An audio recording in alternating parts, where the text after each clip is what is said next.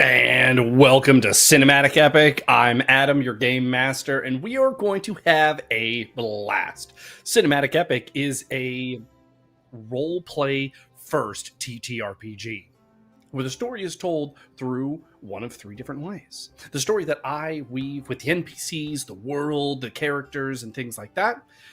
Two, the decisions our players make, interacting in all of these, moments and situations, and their improv and, expression.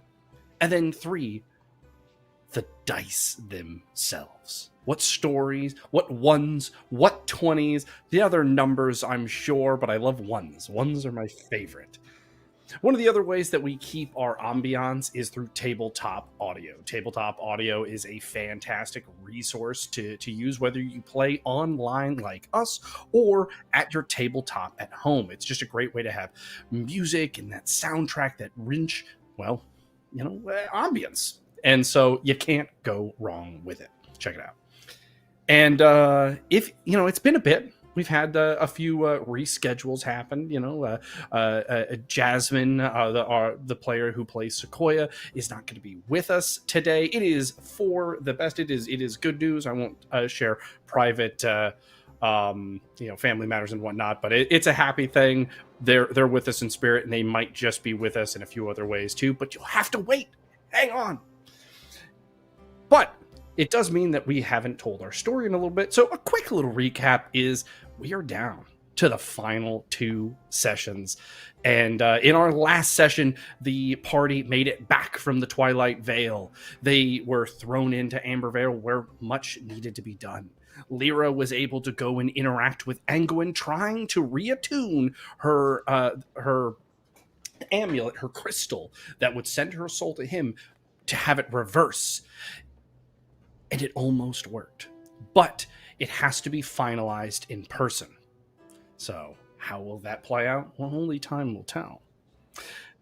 Good old Upsilon was able to come back into the keep, and with an interaction with his father, Typhon realized that it might actually have just been his father speaking to him in the Twilight Vale, and not a vision. What does that mean for their relationship? Tavish was able to trick everyone in the court that the weapon could only be used by him, save for Upsilon, who saw through his magics. And Sequoia, who kind of bebopped around, had a good time, got a little rest in, and was told by Anguin that if all of this is to resolve in their favor, that he could help her form her very own Heart of the Forest. On top of that, the siege began. And the characters that we know and love took down the first wall and began their trek into the Mud Flats. For their stories to continue, we need to bring those characters in. So, without further ado, let's bring in our party. Welcome. Hello. Woohoo! Hey. We've heard some of the primers to their stories, but it's time to hear the reminders of their characters, if you will. So let's go first with good old Lyra. Yes. As always, my name's Alicia. I play the character Lyra. She is 5'2". She's a little shorty from Keep Kolok. She, despite everything that's happened, I still feel like she is the flashy self. She's the flashy her that she is. Always wants to be, if she can, the center of attention. Might not always be a good thing. Anyway, she is sort of a bard in that she uses sound. She manipulates sound to attack in all of her attacks. Sometimes it works out. Not always, but right now we're hoping for the best because there's a lot going on all around us, and the last thing she needs is for it to not work this time. Yeah. Oh, well, it is the perfect time for ones to be rolled. So may the light of Thespis shine on you. Mm-hmm. Next up, we're going to check with our sideline reporter, and that is checking in with good old Sequoia. Oh my god. Yeah, thanks, Adam. And I'm here with Sequoia. Though she isn't here in person, she is here in spirit. So take it away. Hello, I am Jasmine. I am still playing Sequoia from a distance, I guess. Sequoia is a half pixie little orphan who was found by Hedera of the Forbidden Forest. Started off this whole quest trying to find out what happened to her mother, Hedera, and now that she has reached her closure, she is now on a new quest to unite all of the Hederas around the continent to bring back Yapata and so she's she's got her own purpose and she's working towards it now. So You know, for someone so short, she stands tall as the champion of humanity with her good friend, Sean G. That's right. Adam, that's right. back to you. Sean G. Thank you, Adam. And of course, we have to hop into our next player, and that is none other than Tavish. Hey everybody, my name is Ian, and I will be playing Tavish this evening. Tavish is a 6-foot tall Duhallan, which is just essentially somebody who has risen from the grave. He fights with sword and shield, or with sword but no shield, and he is playing everything close to his chest in the final act of this campaign. It'll be interesting to see how everything unfolds, and if it unfolds as he hopes. Secrets don't make friends. But they do make for good stories, especially when you roll ones!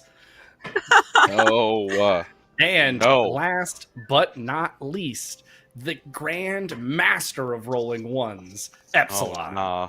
Don't give me that. That is not what I want. No, stop it. Stop it. Not you too. My name is James, and I am playing Upsilon. Upsilon is a half-dragon human from Green Grove's Watch, which is pretty much, you know, like I said before, retirement community for heroes. You know, ever since he took that last blessing, as you can see, he's been looking all extra dragony, all scary. Now I don't know if you'd want to see this guy pulling up to you in the alleyway when you're getting beat up. I don't know if that's going to be conducive to you, but he fights with the blade, with flames, right, and now umbral fire too, and he's here to try to prove that he can be a hero, the greatest hero. But I don't know if that's really what I don't know if that's really gonna work out. We'll see. Well, he will be tested. I can tell you that for sure.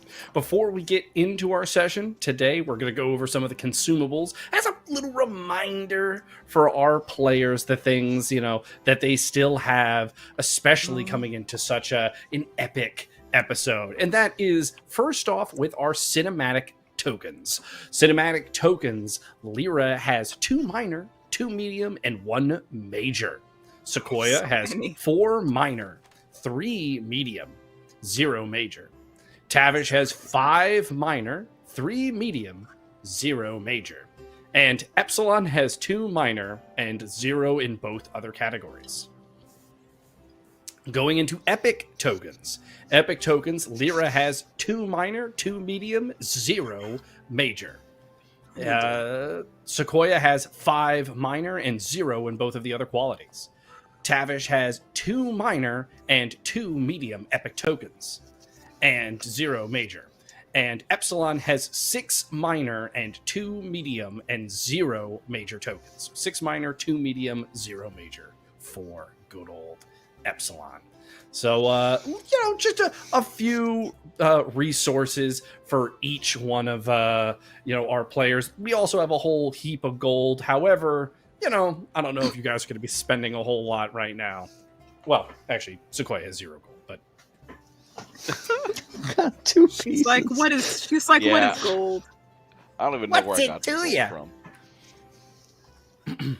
And without further ado, we are going to hop into the mud of our second to last session. Here we go. As each one of you has been campaigning through the mud, each of you has been given a few minor heroes, some of which from Ambervale you remember, others you haven't seen before. Maybe you've heard their name once or twice, but these some of these heroes, their greatest deeds are just escorting travelers from place to place. They've never been in a true battle before. Though that spark of heroism may reside in them, it is not fully blossomed like it has for each one of you. You see the nerves in the soldiers around you, in the would-be heroes, as you continue your campaign across the mud. Mercy was originally the call of this campaign, as not all of the orcs had fallen to freedom, and if they could be spared, they should be. However, you were reached out to by Anglin.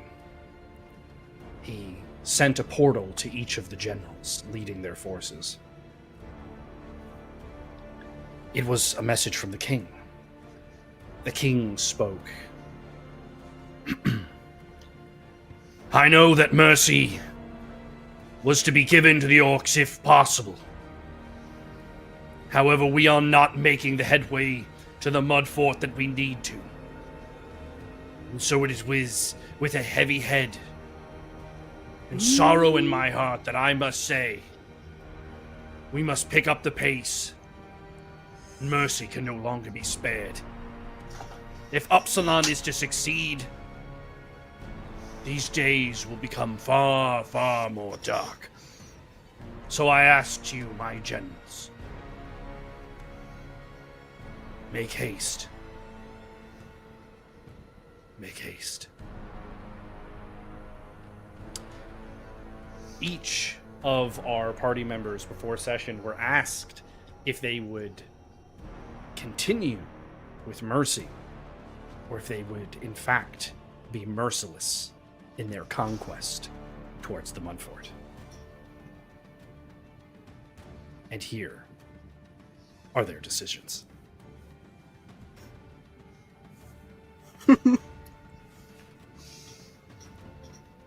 Wonder who did that.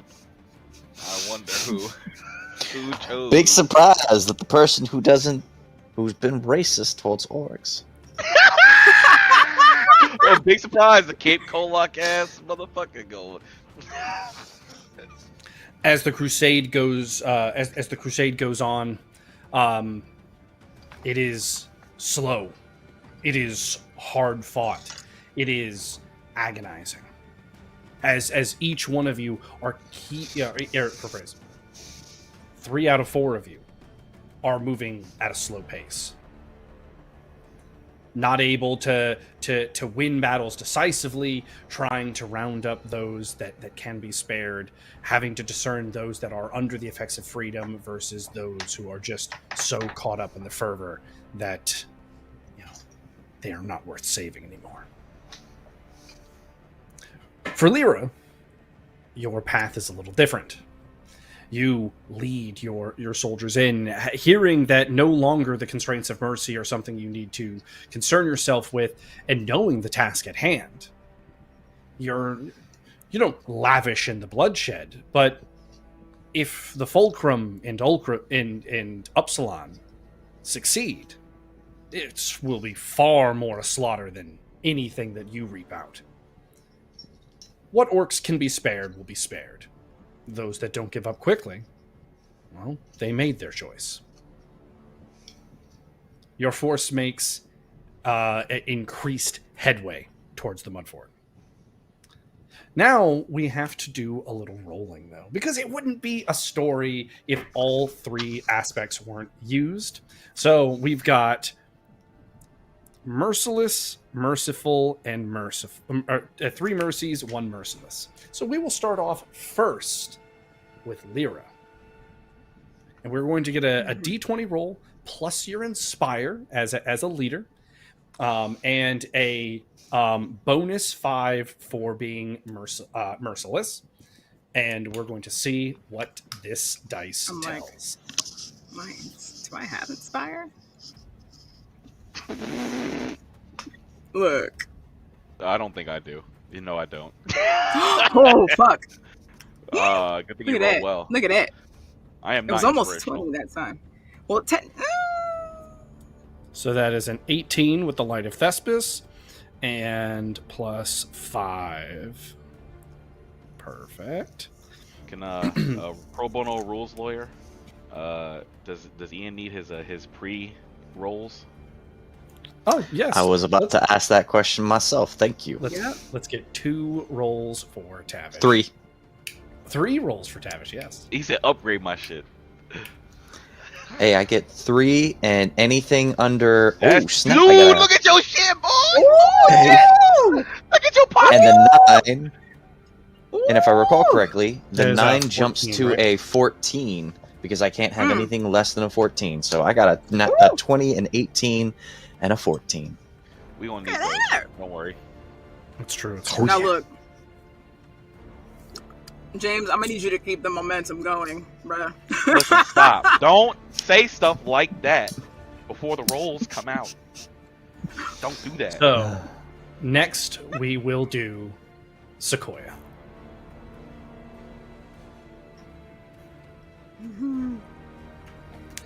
As your campaign has been continuing, Mercy has been the trend of how you've been approaching the confrontations across the Mudflats, keeping Luther and Sean G on a little bit of a more heroic stature. They both take to this in spades. Sean G, partially because he wants to impress you. Luther, because it is his calling as a hero to be noble and heroic. However, we have to see how your campaign has been going. We're going to do that with a D20 roll here, allowing your inspire to be something that can help motivate your troops. Sadly, your inspire happens to be 0. So, despite being the champion of humanity, He was never prepared for that. Okay. Let's see Kinda got how thrown your into that. campaign has been doing. Shit. Oh. So, with this, while mercy is definitely something that can be aspired to, it is what Luther and John G want. However, it is allowing more and more orcs to retreat, fall back, regroup with others, and some even make it all the way back to the Mudfort. So I have to ask you, at this pivotal point in your crusade, in your campaign towards the Mudfort, are you sticking to your acts of mercy, or are you letting loose the dogs of war?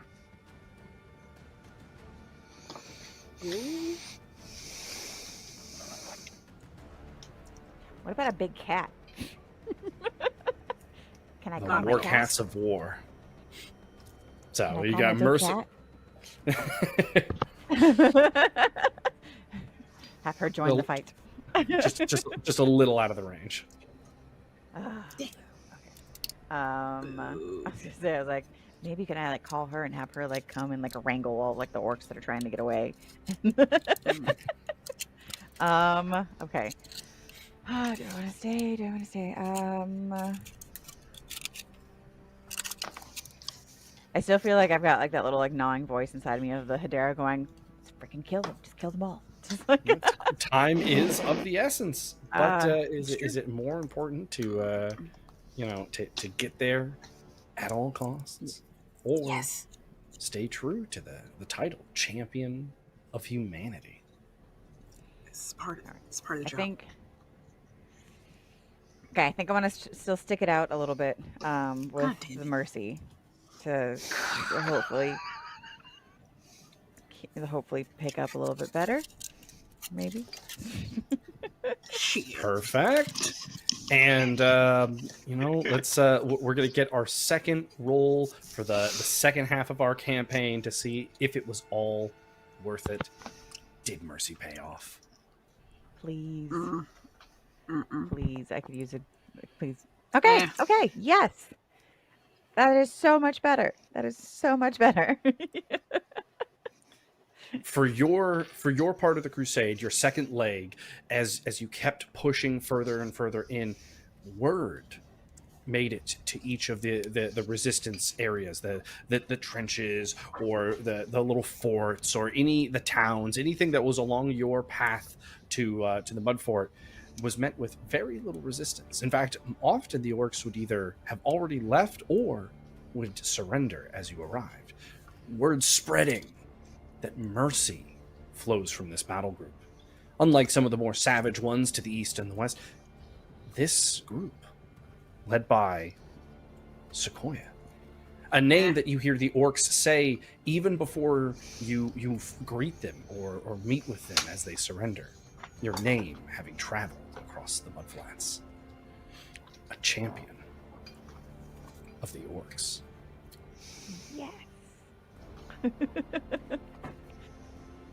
And so we need to figure out, how does Tavish's campaign. Now, one thing I was not able to tell Sequoia there, as I didn't know all the player choices at the time, was what their minus would be for picking Merciful, because it is -1 per player that chose Mercy. So her original roll of 5 actually becomes a 2. So next up, we have Tavish. This is a D20 roll with your Inspire, which I believe is a 5, -3 for the amount of players being merciful, for a bonus of 2 total. Would you like to roll, or do you want to use one of your saved?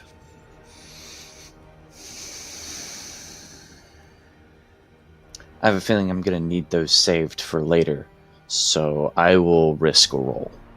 Let's see it. 17.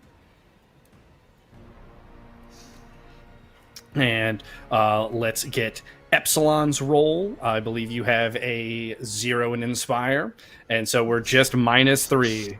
Let's see Upsilon's roll.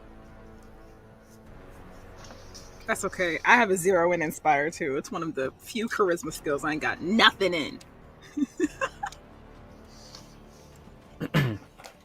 So a 7. So here is the story of those dice.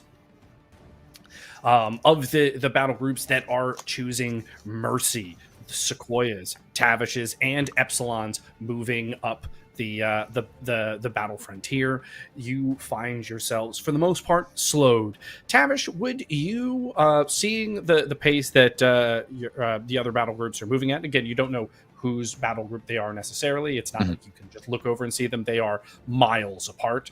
But seeing the pace that they're moving at, would you match their speed, or would you continue on at your own pace?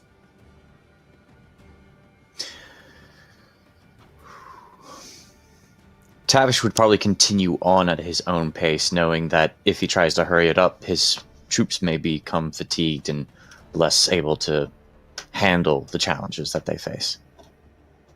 I'm not gonna lie, Gotcha, I don't gotcha. think we can move very fast anyway.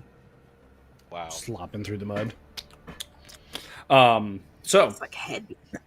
as the battle groups continued pushing on, Lyra, you pushed you and your soldiers on. You won battles decisively, and not having to take massive amounts of surrendering orcs or ceasing once they retreat to then reorganize. Just winning battles decisively allowed you to just push through and just keep on going. You used more and more tactics to just break the orcs. Sometimes there wasn't even a fight, because you and your heroes would be able to put on such a spectacular display from as the armies were approaching, that by the time fighting even truly started, their numbers were so depleted that they had already lost the heart to fight, and you pushed on. However, we are going to need a situational additional roll for you, as you end up being so far ahead of some of the other battle groups that are allowing orcs to retreat, that you find yourself flanked by orcs catching up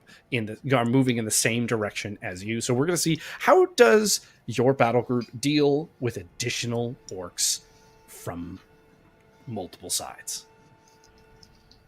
And that was bound to happen. Oh, you bitch.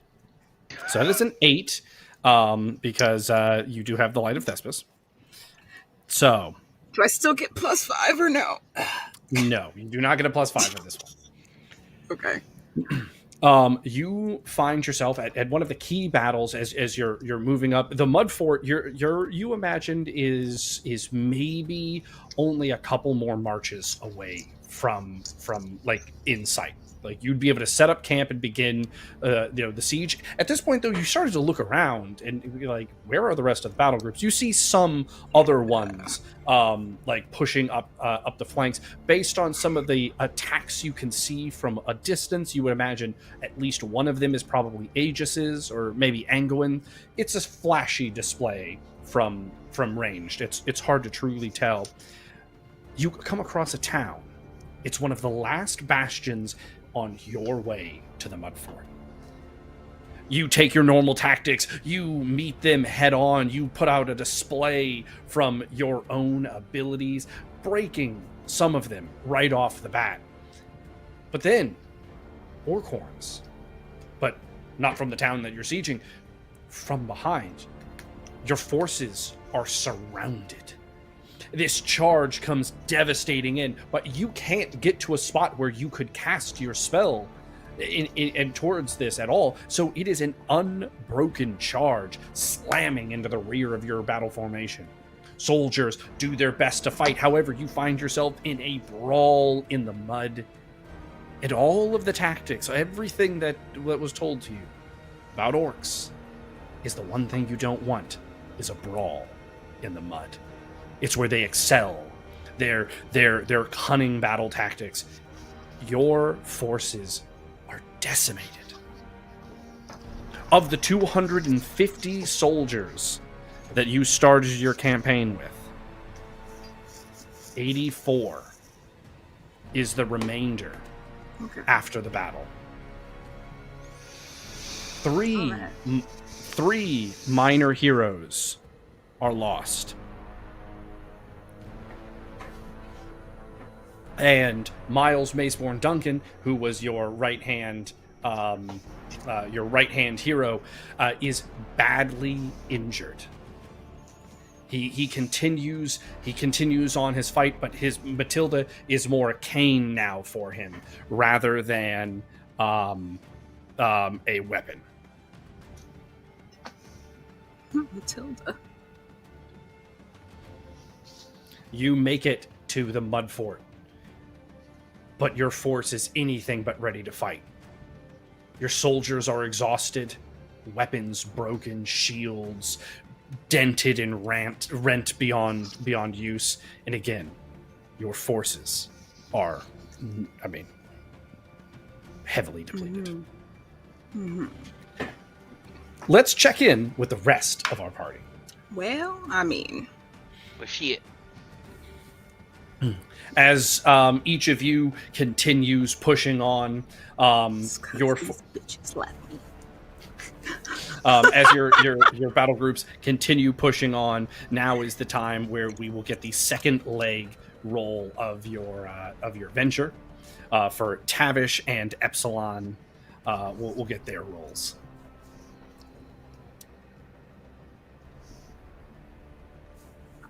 See? No, okay. Woohoo! Woohoo! That shit was close, son. Woohoo! Animal was danced.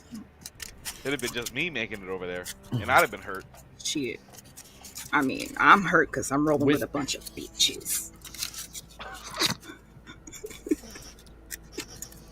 Your battle groups are able to pick up a relative amount of pace.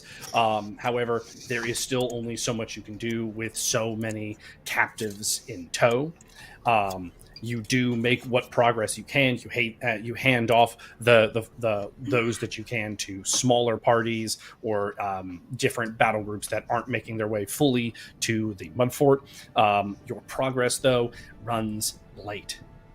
Lyra, you are at the Mudfort for nearly a full day. Okay, so if you got to the Mudfort at like, we'll say early in the day, at around like 8 in the morning, as your forces arrive and begin setting up camp, as the forces gather, it is not until nearly 7 p.m. that the battle companies of Sequoia, Tavish, and Upsilon make their way in. What the How Y'all the setting up horses y'all doing, own. Y'all setting up y'all own shit. How the horses doing? As they make it in, and like people, like heroes and other soldiers, quickly like start rushing over to like help set up their encampments to get their positions and equipment ready.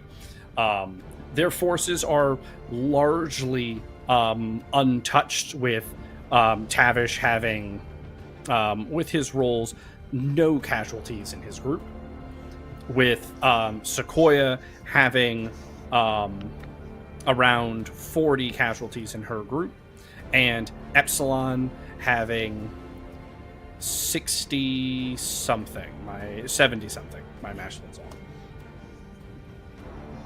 Each of them arrive with pretty unscarred battle groups. You look over, you can't help but notice as you're arriving that one of the battle groups, and as you get close, is marked with like Lyra's crest over the Ambervalian symbol, is heavily depleted. Despite the amount of room that was allotted for them, they barely fill up, not even half.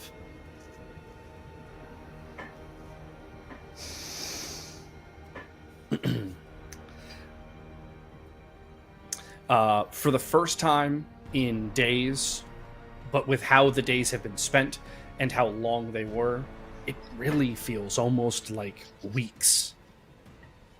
The party finds themselves together. There is only a few hours before the king's addressment and the parley before the siege of the Mudfort begins.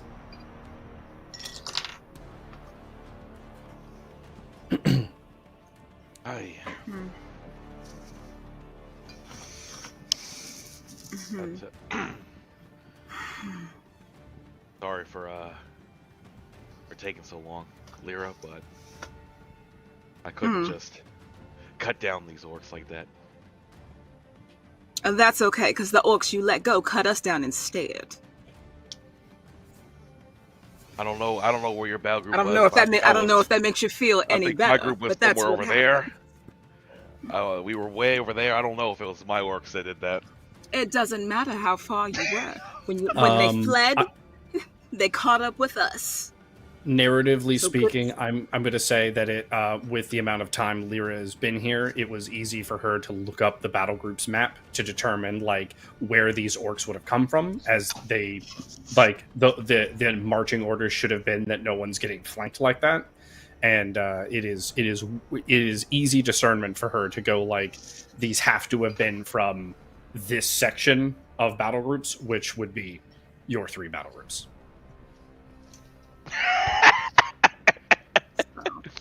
Over here, like we've been here all damn day. So yeah, no. So that's okay. I mean, so I don't know how you feel about that as well. That's just, it is what it is at this point. There's no turning back. But the ones that got away to me. And here we are. What's left? Is that better? It's like, I don't even know what to say. I bet not. Oh.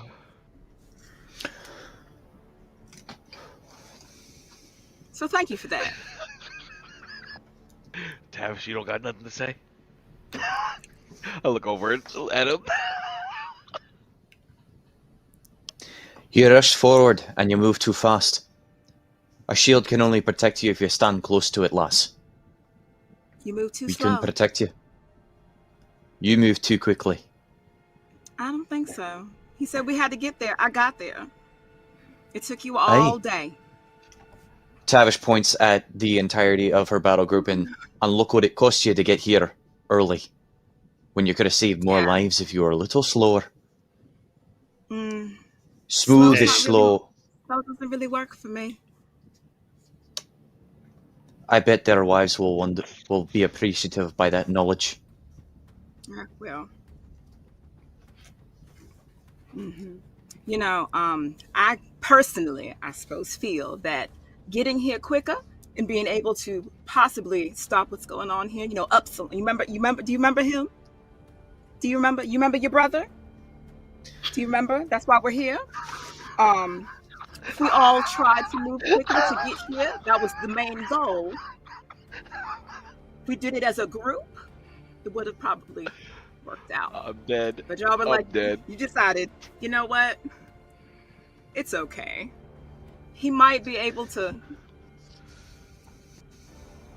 All the orcs, you know what? If he succeeds, all the orcs would have died anyway. So, you know, everyone. Not even just the orcs, everybody. But it's fine.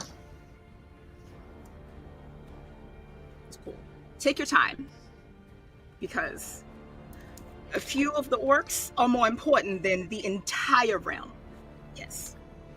As the party is loudly arguing, talking, whatever you want to call it, a like little message runner from the different groups comes over and hands out a few like letters and then starts running over to like the next group, one of which is just reminding all of the heroes and the generals that the king's redressment and final preparations are going to begin soon, and then secondly you see that due to the amount of orc captives that are in the camps, everyone's battle group is being reduced in size to have soldiers take them out of the battle area, so that way we're not just potentially running into a bunch of orcs, you know, being in the camp. Though it effectively means that the fighting forces that will be beginning the siege is reduced again. The maximum size for battle groups now is 180. That's just about what I had left anyway. Yeah, but you're gonna probably lose some as well. And Lyra, your entire battle group is given the option to like take the captives out of the camps and whatnot and forego the battle with what they've seen in their campaign. The loyal 84 decide to stay with you.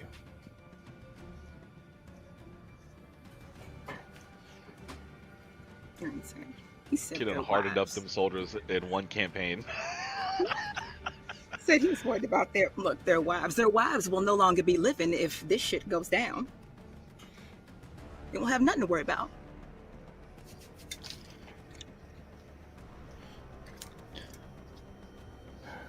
And so does, as the time passes, the king's addressment. As you all enter the tent, you see again heroes that you're unfamiliar with, heroes that you are. You see the likes of Neophytos, DeAngelos. You see Angoin, Aegis, the king. And the king... The parley shall begin soon. I would be lying if I said I believed that there was any point in it. If it wasn't for tradition, I would say we just attack now, but I think it's best we don't lose ourselves in this battle to come. As a reminder to our foe, who we have on our side, we shall send these four, and he gestures to the party, as our negotiating party. As a reminder that Upsilon's death-dealing ways can be defied. I have prepared some steeds for you. You will go soon. And him and his guard kind of shuffle out of the room, and there's a light murmur, and Aegis and a couple of the other larger heroes, if you will, step over towards the party. Aegis speaks first. Do you know what you're going to say?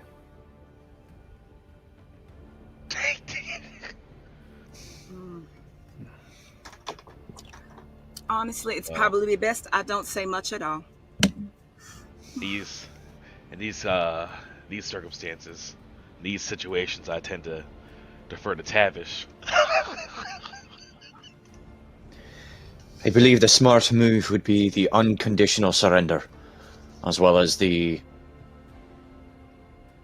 promise of fair treatment to those orcs that do surrender themselves of their own accord, should the leadership that is currently the orcs be unswayed by our stance and position. I doubt that Inquisitor Zuzu... This is actually me making certain. We know that it is Inquisitor Zuzu who is in charge in... Or do we still not have accurate information? It is a very fair assumption. You'd be confident enough to say it. I doubt Inquisitor Zuzu holds all the strength, but the members of his church are probably trying to make certain that those of dissenting views don't have a way to express themselves.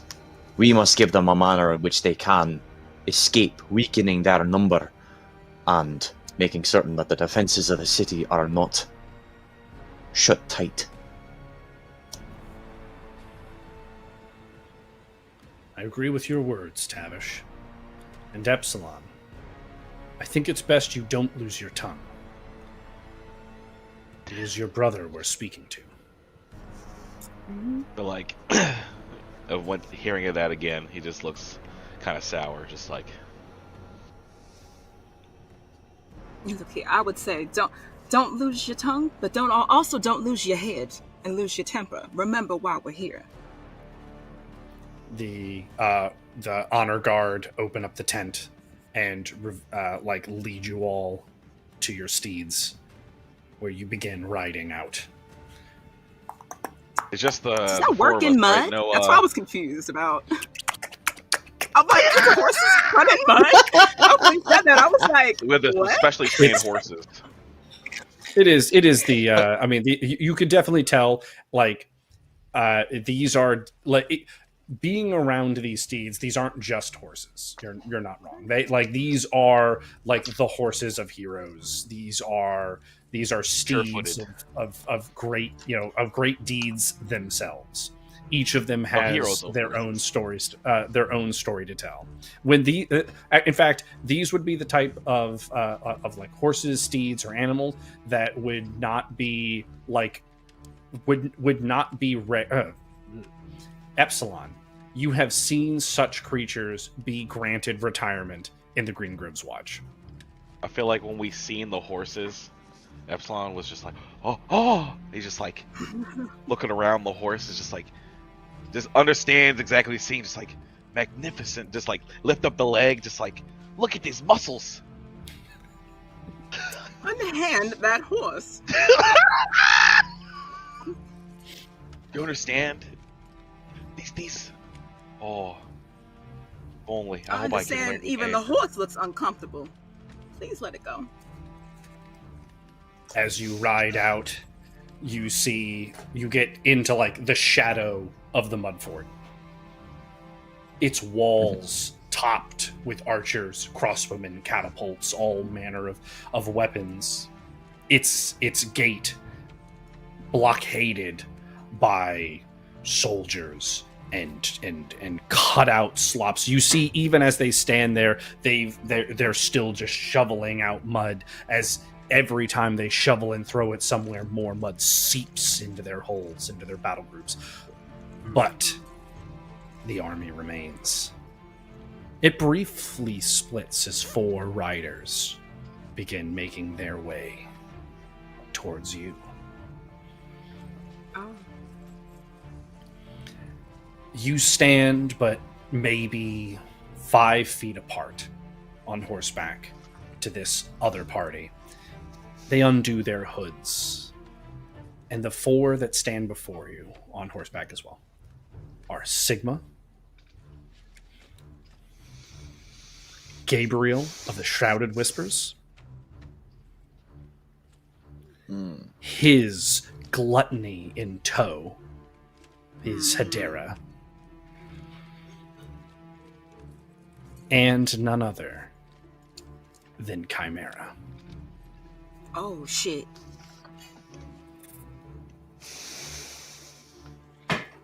Sigma's horse takes like 1 step forward. She's still basically 5 feet away, but she presents herself as the speaker of the group.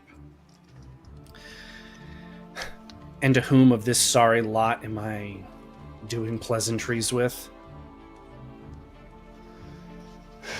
It is always great to see you again, Lady Sigma, Tavish says as he moves his horse forward to kind of counter hers.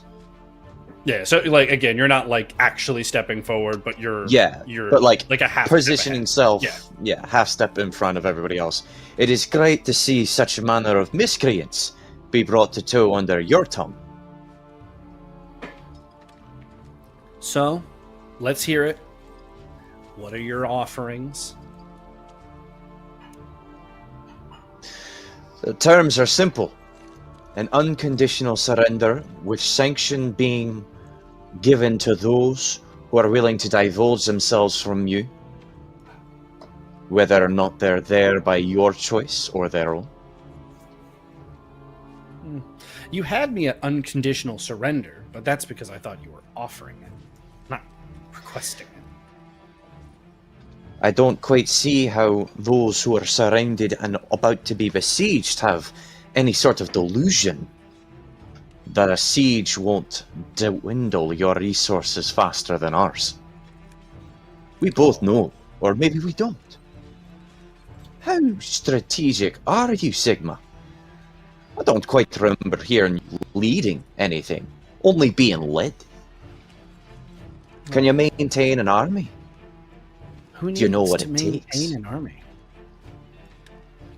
I don't need anything from this rabble. But you have to know, Tavish, what happens when the Fulcrum is full? I mean, after all, you're like its origin point. Aye. And what Only- makes you think you can wield it? Half-breed. Me? Oh, Tavish, this has never been about me. This is I about know. your brother. Your Upsilon. brother.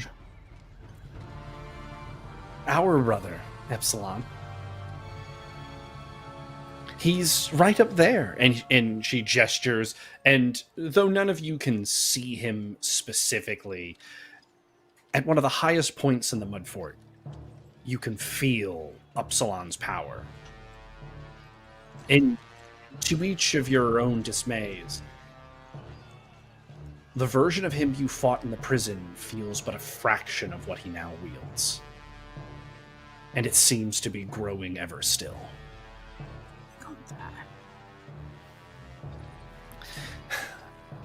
So, the way I see it is we've got a broken knight, some singer, I'm not exactly sure really what you're even doing here anymore, and a lesser sibling of mine.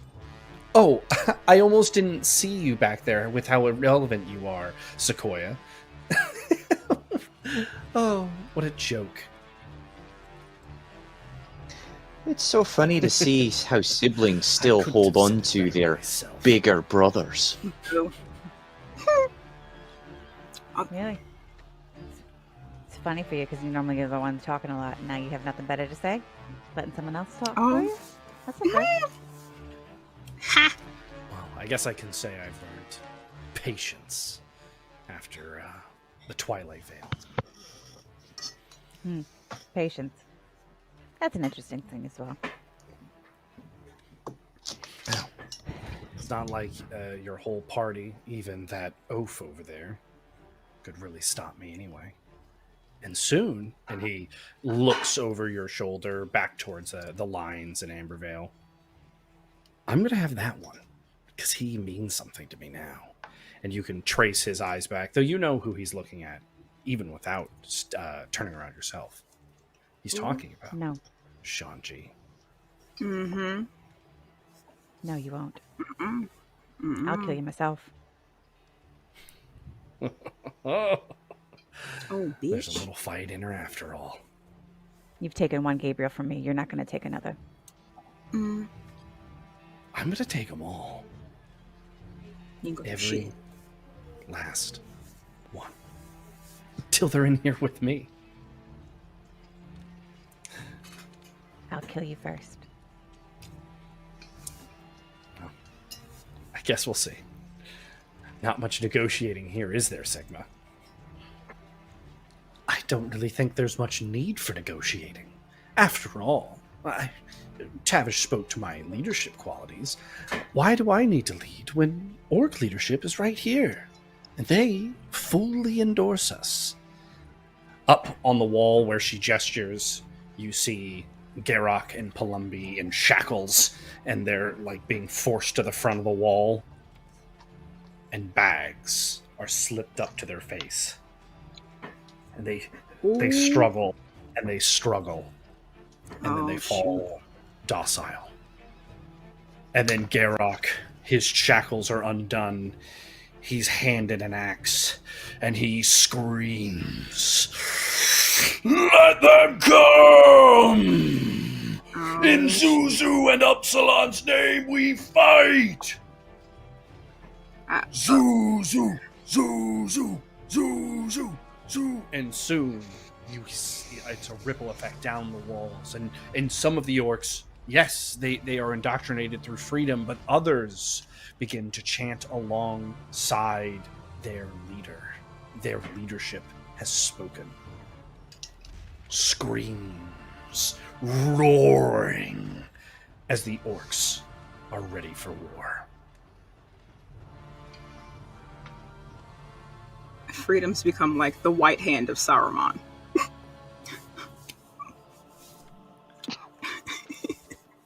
Well, I guess this is where we say goodbye for now.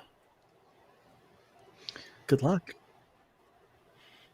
And she starts to turn and she goes, "Well, you know, I didn't offer anything to you all. And, I mean, this part of the group," and she gestures to Tavish and Lyra, "I could care less about, or couldn't care less about. But She keeps Epsilon, saying that, but she brought me here. Epsilon, it's not too late for you, brother. Join us."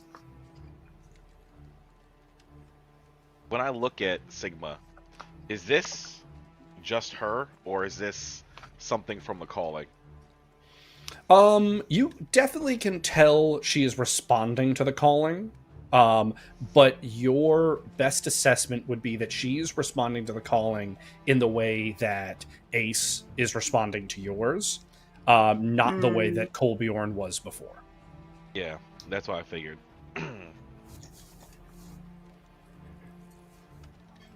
Funny, because I hoped that it wasn't too late for you, Sigma, but now that I see you, there's nothing left. Next time we meet, be the last. Oh. Give me a perception real quick, for Epsilon. Situational bonus 5 and looking for a 12. Oh, look at that. Looking for a 12. while this conversation was happening, especially while you were thinking about the Fulcrum and the calling and the connections, you feel a tremor through the air. Upsilon's impulse booms silently across the battlefield to most. As you think about what this means, to you it washes over harmlessly. But to others, you look back towards the Ambervalian battle lines and see nothing but calm from Kolbjorn and Ace. They both seem to have realized the similar feeling. They give you a nod. See, right here. And Sigma and her group turn and start riding away. As if, as a final mockery, as they ride away, Chimera's back splits just a touch, and for a brief moment, you see hands and a face before they're dragged back into his form. Oh, that's so fucked up. Is it bad? I want to like trip the horse. That's terrible, right? That's how I feel. I just want to see her fall in the mud. That's it. It's like my mind. I'm just like, we should rescue him now, but it's like that's like certain death, pretty much. The party returns Soon to the battle line. Tavish whispers before. Nothing. As you make it back to the battle line, Kolbjorn comes up to you, Upsilon.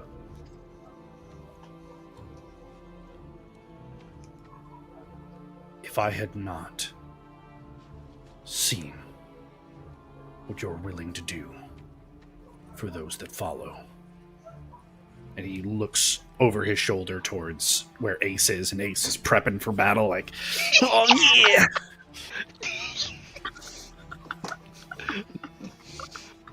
I fear I would not have been able to resist the outreach of his calling.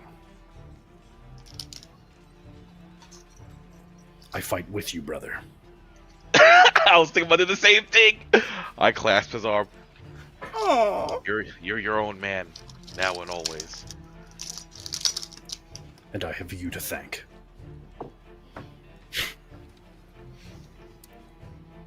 I go and get ready with Ace. The battle groups assemble.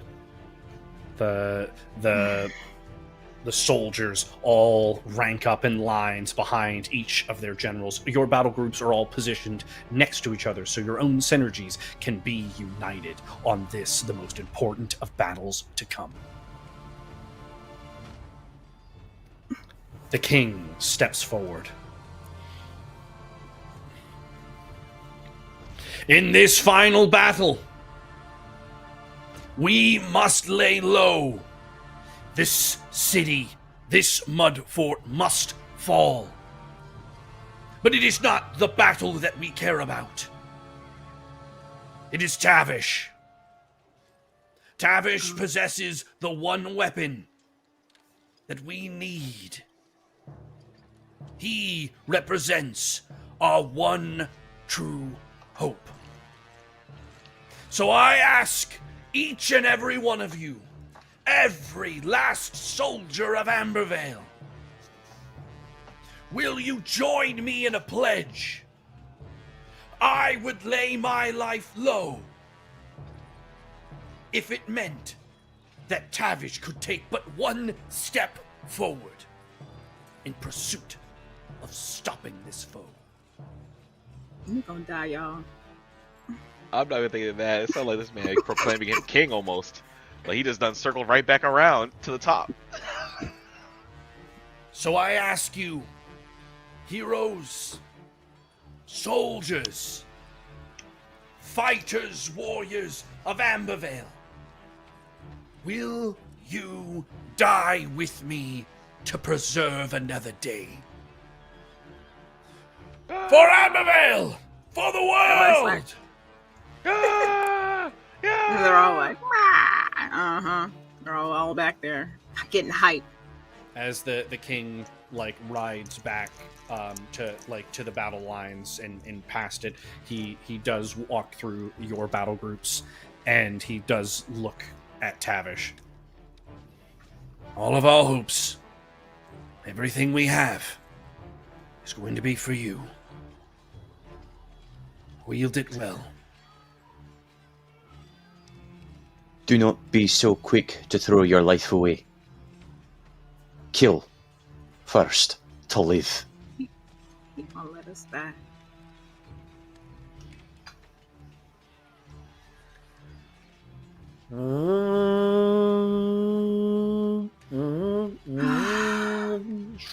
Slop, slop, slop, slop, slop.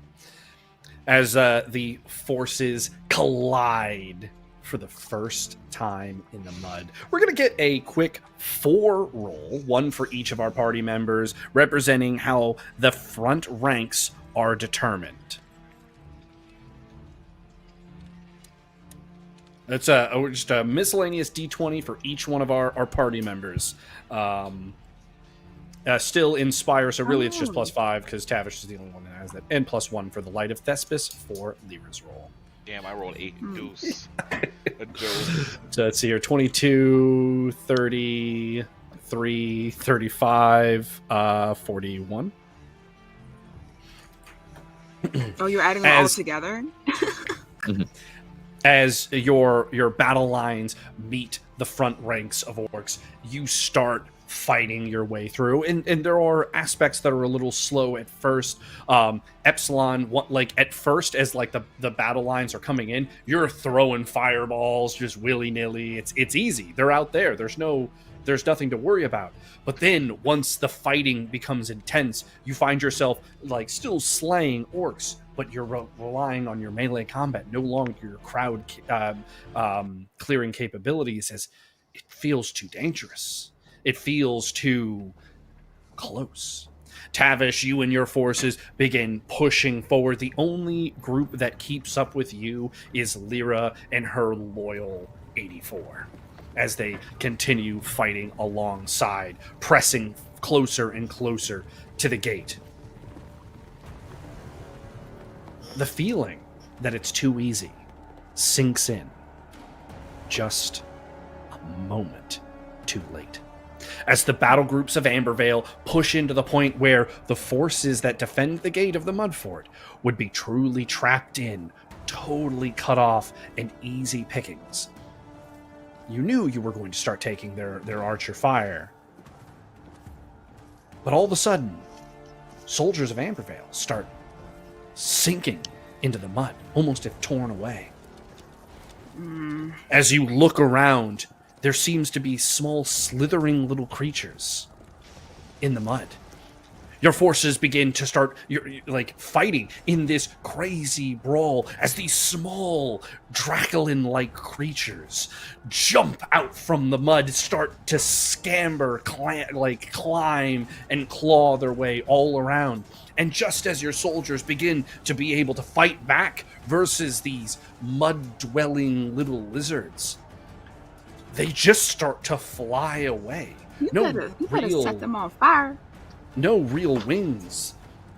As each one of you attempts to try to react to this, you find yourselves suppressed as these different versions. 1, 2, 3, 4. You've seen him. You've heard his name. Fulcrum IV takes stage on the walls around you. Oh, bitch.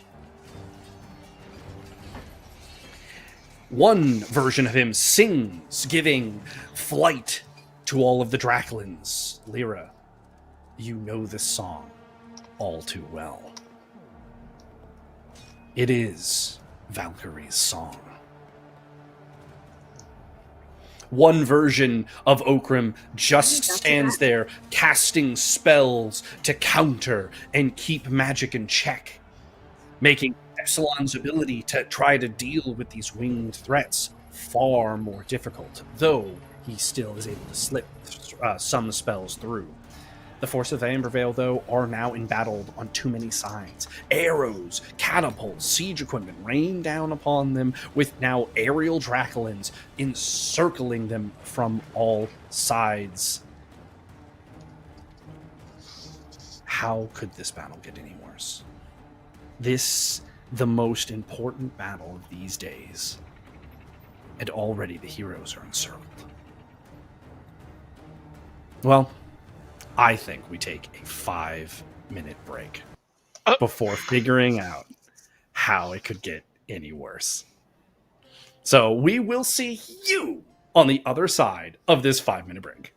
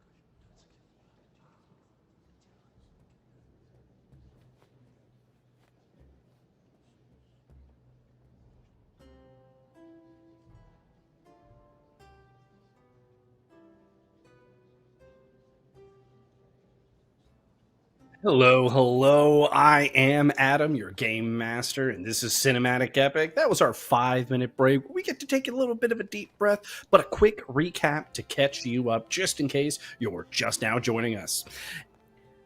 The battle for the Mudfort has begun. Parley was not really an option. In fact, we saw Orcish leadership get freedomed and then begin to chant and scream and rally the forces of the Mudfort.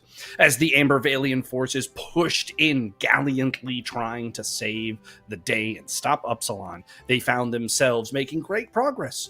But it was all an illusion as an ambush laid in wait. Draclins from underfoot in the mud, swimming little piranhas. But then the piranhas could fly as Fulcrum LaFour casts a similar song, one that Lyra was all too aware of, the Song of the Valkyrie, allowing them to take flight over the battlefield, giving the forces of the Mudfort a significant advantage.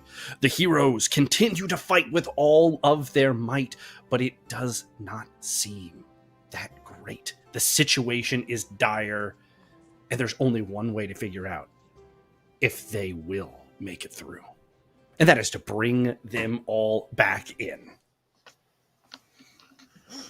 Ah! Still Welcome alive back. for now. Part 2. Let's we're gonna get individual battle group rolls. We can roll them all at the same time, but just real quick to just see how everyone's battle group is in particular doing in the current state of things. I would like to use my 14. Cool, 14. No problem. Oh my god, boy. Bam, Hey, somebody got a bitch. 20. 3, Yay! 14, I rolled a It's tree, me. boy. 20, 12. Oh. All right, Fix so it in. Huh. It was me. and that is your 14 Tavish that has been used. Yep. As Yeah. the battle commences, Epsilon, you find yourself like you're at first you're firing to the sky as you see yourself being like counterspelled. You try to identify the counterspeller. You get hit with an arrow from the top of the wall. You find yourself like completely like out of your elements in this. You probably would have taken more damage, but Kolbjorn steps in front of you and just starts eating arrows to his back while Ace comes up and he just slaps you across the face and he's like, Captain, what are you doing, Captain? You gotta be yourself, Captain.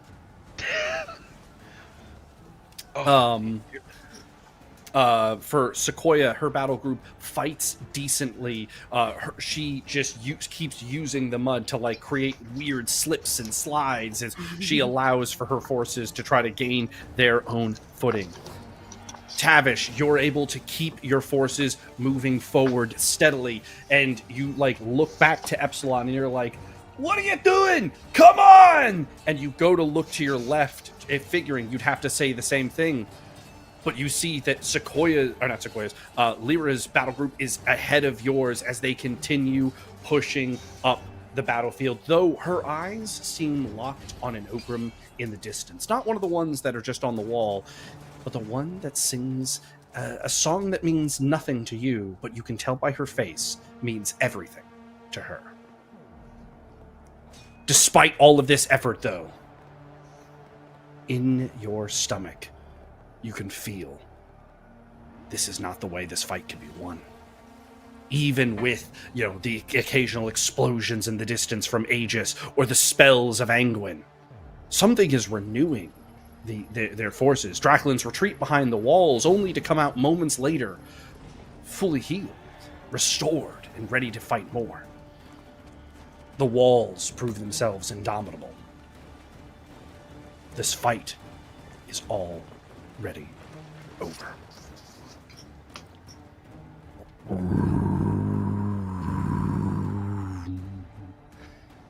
A bizarre horn, not one of Ambervale's, echoes across the battlefield.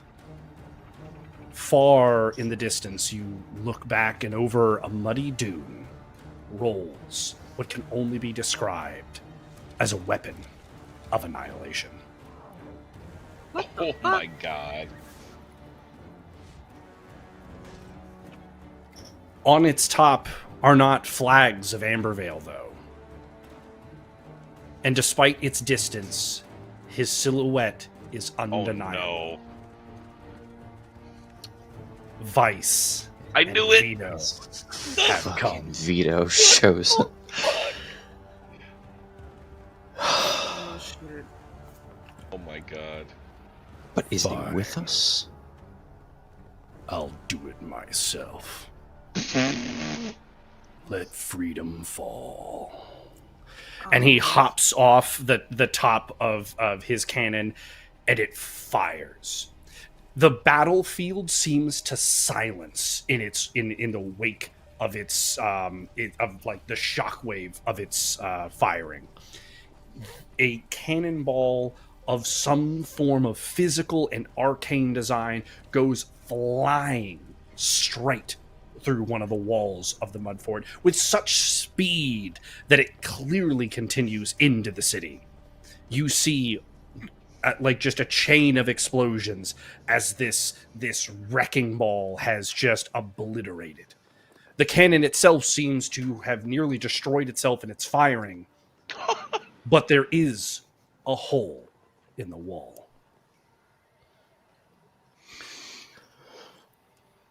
I would like to use Tavish's Inspire to inspire the troops not only around me, but also anybody close by to make for that hole. That is our entry into the city. Into the breach. Let's hear it. What we'll get your speech first and then your roll. What is Tavish's speech in this moment? To set your scene real quick, it's a loud, chaotic battlefield. Everything's over the top, but then this horn echoes out. Everyone's attention's kind of pooled, though the fighting still continues. All of the sounds of battle deafen in the wake of this weapon, and it's such destruction that there's a moment where everyone stands like slack-jawed, like, what? For a brief moment, this is the moment you'll be speaking. Orcs and men stand but like a step away within lethal distance and are looking at this hole in the wall like, what?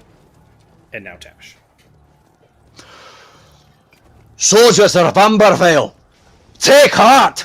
There is our entrance to the city. There lies, and there beyond lies Upsilon. Do we let him take this city and hold it, or do we take it from him now? Forward! Into the breach, lads! Follow me! And Tavish starts taking off. Straight pushing people out of the way. He will go Now he wanna straight run. headfirst into that breach, being the first, well, I'd say first man, but not really man, the first creature through. Now he want to be fast.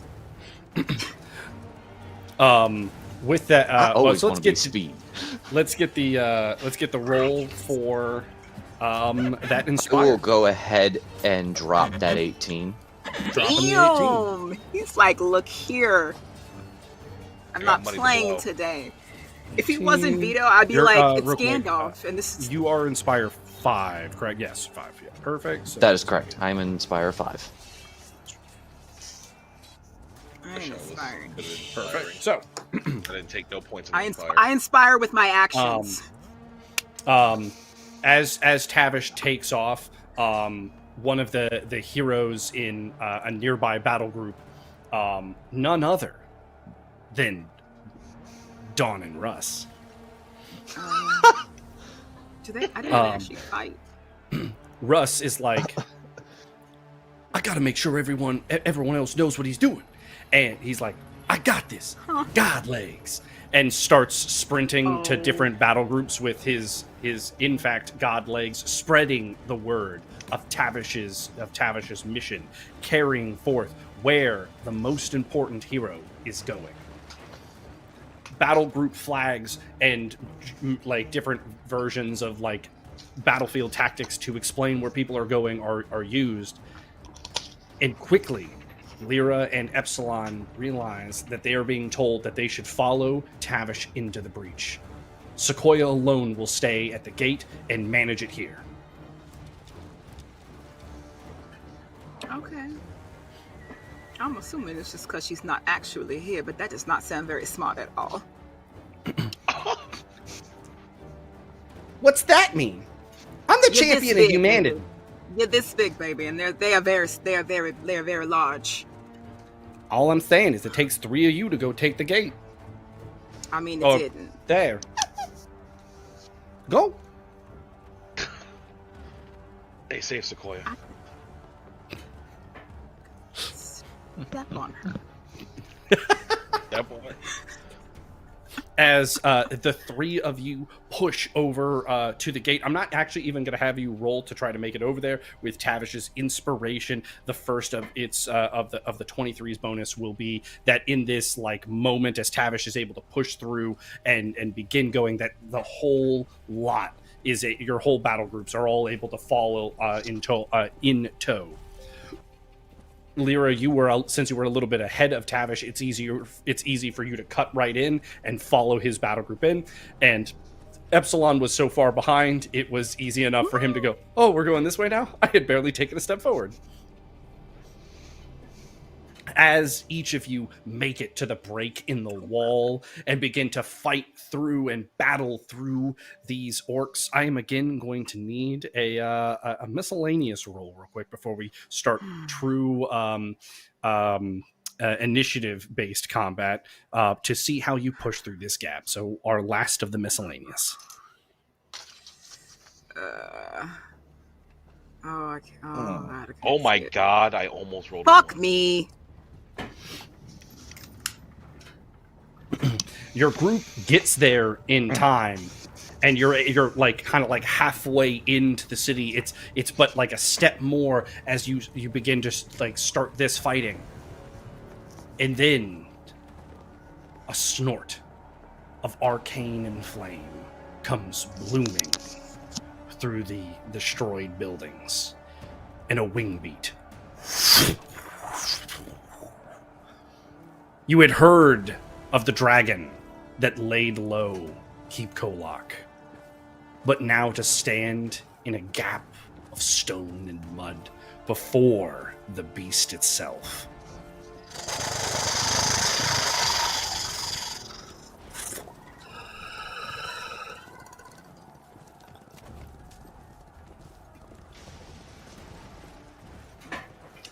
This is the dragon that led to Valkyrie's death. Mm-hmm. And so with that, we're going to go ahead and get initiative now for our party. In the dragon, man. A dragon! They call me Mr. 2! All right, give me 1 second here. So we got Lyra at 18. We got Sequoia at, oh my goodness, holy initiative, Sequoia. 28. Tavish here at 10. And Epsilon at 7. Plus 5, yeah. All right, so we are going to we're going to separate Sequoia from the party as she is off on her own, doing her own thing. And so kicking us off will be Lyra. Why me? Wait, what? We got 18. So you are fighting. You're It's like right in the middle. You're right in the you're right in the middle of the gap into the city. Your like orcs lay in front of you. You haven't actually been pushed in. The whole weight of your battle groups can't actually get in yet, and there is a dragon looming ever closer towards you. I'm assuming it's not just the dragon. Are there other? Oh, there's droves and droves of orcs that are trying to like keep their city unbreached. Okay, well, and we are ahead. There's no one like I said, or is Tavish So in front of us? you're like My- shoulder to like it would be you're like shoulder to shoulder basically with Tavish and Epsilon. Your battle groups are with you, but they're trying to funnel through a gap. It's not like there's a breach in the wall, but it's not like enough that all of you can just walk through at the same time. You're fighting in maybe a 20 person wide gap as you're trying to like push in through this wall. Because I guess my initial thought was, if they're like in front of us trying to keep us out, I'm going to try to like push them back so we can get in. 100%. Let's see it. That's definitely what's happening. Bitch. Do we want to use our mastery? Yes. Let's see it. Let's use one. Yeah, we're using our level 2 mastery, the first one, because she does get a second one because of the light of Thespis. Yeah, so I'm going to use the one.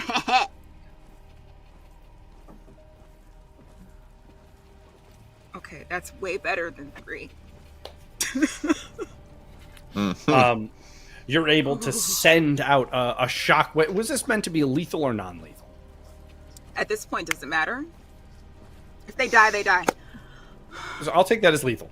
As you send out this shockwave, some are able to get shields up and are just knocked backwards, and like your whole battle group's able to like start taking steps forward. Others that don't react quick enough have their helmets like rent in around their face, and they collapse to the ground and are just but stares to your soldiers as they continue into the city. Next up, or would you like to force an action? Not this time. Next up, we've got Tavish. Is this combat more of the epic style combat where, like, I say like a specific? Right now, yes, yeah. I would say it's well. I'd say right now it's cinematic. Right now we're kind of loosely dealing with things. I'm not going to tell you how many orcs are around you, etc. But if unless otherwise prompted, I will say your soldiers and you are taking steps forward as well with the distance with the gap created by Lyra. Okay, I just wanted to make certain before I get you. Went too far. How many more soldiers are in between us and the dragon? You would super quick guess. It's something like 80, 90. Okay, so it's not like, a small and that's group. and that's just like what you would count as like a kind of directly. You'd say probably more like 300 to 400 orcs are attempting to blockade your way, like from getting into the city. Would I know which direction the gate is? Yeah. I mean, like, as an example, like, right now, you could almost, like, if someone held your back, you could almost, like, lean backwards and see down to your left and see, like, where the battle for the gate is. Okay. I would like to push my group to the left into the city to try and reach the gate from behind. Okay. Let's get a. I'm gonna call this some version of strength. Let's go athletics. You're trying to use yourself as a wedge. You're trying to like get in there and make sure that the way is clear. So we're gonna call this a 14 on athletics. You have a 4. Mm-hmm. So 14 on athletics. There we are. Now, you're not just teleporting there, but you're creating like a wedge with the gap created from Lyra's first spell. You like have your group cut in and start wedging out to the left, so that way you can not fight directly through the horde of orcs, and you're trying to like find a way to kind of like push through that side. Next up, or would you like to force any actions?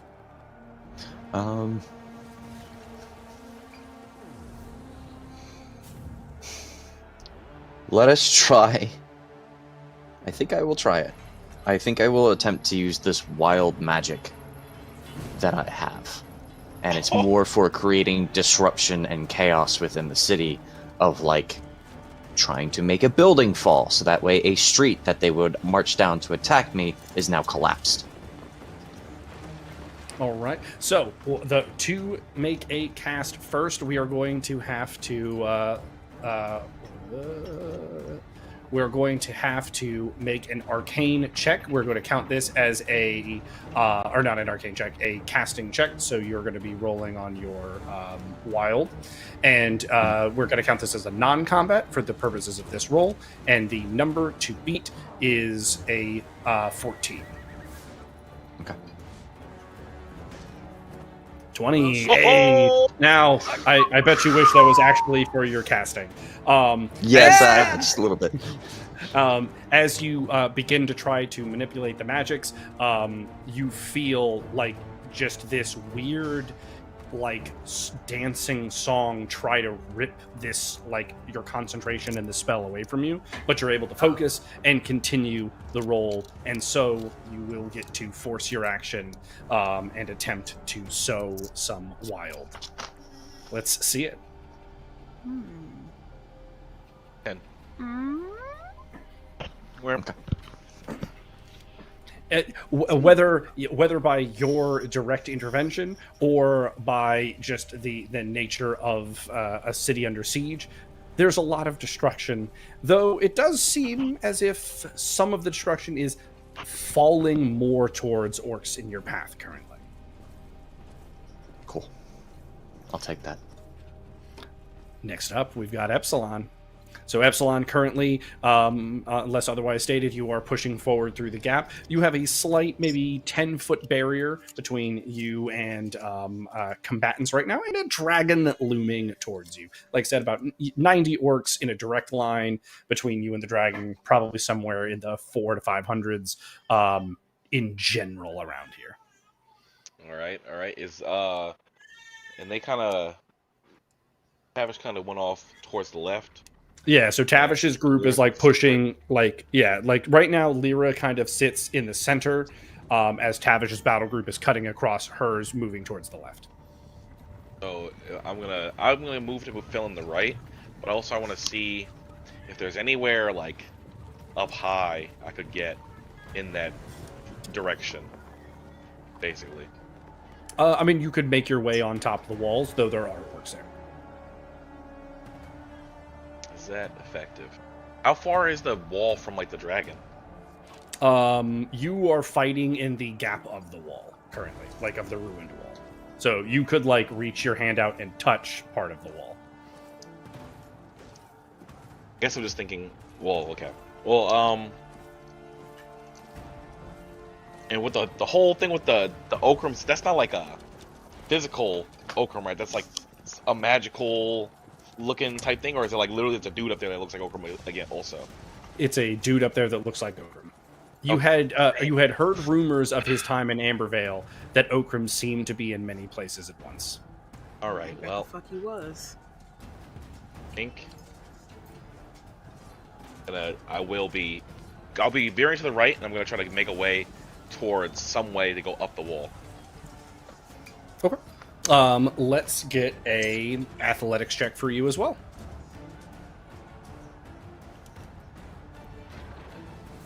Why is my shit trash?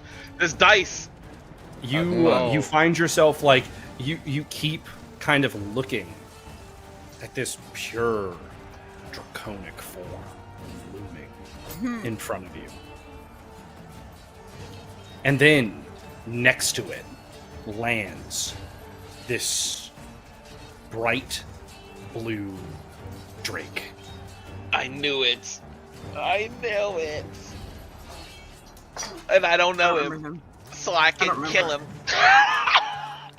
Lyra, you feel like this entity is familiar, as if you've interacted with it before. Is that It's fucking the Breakspear. one known as Breakspear? Shoot him down. But You know,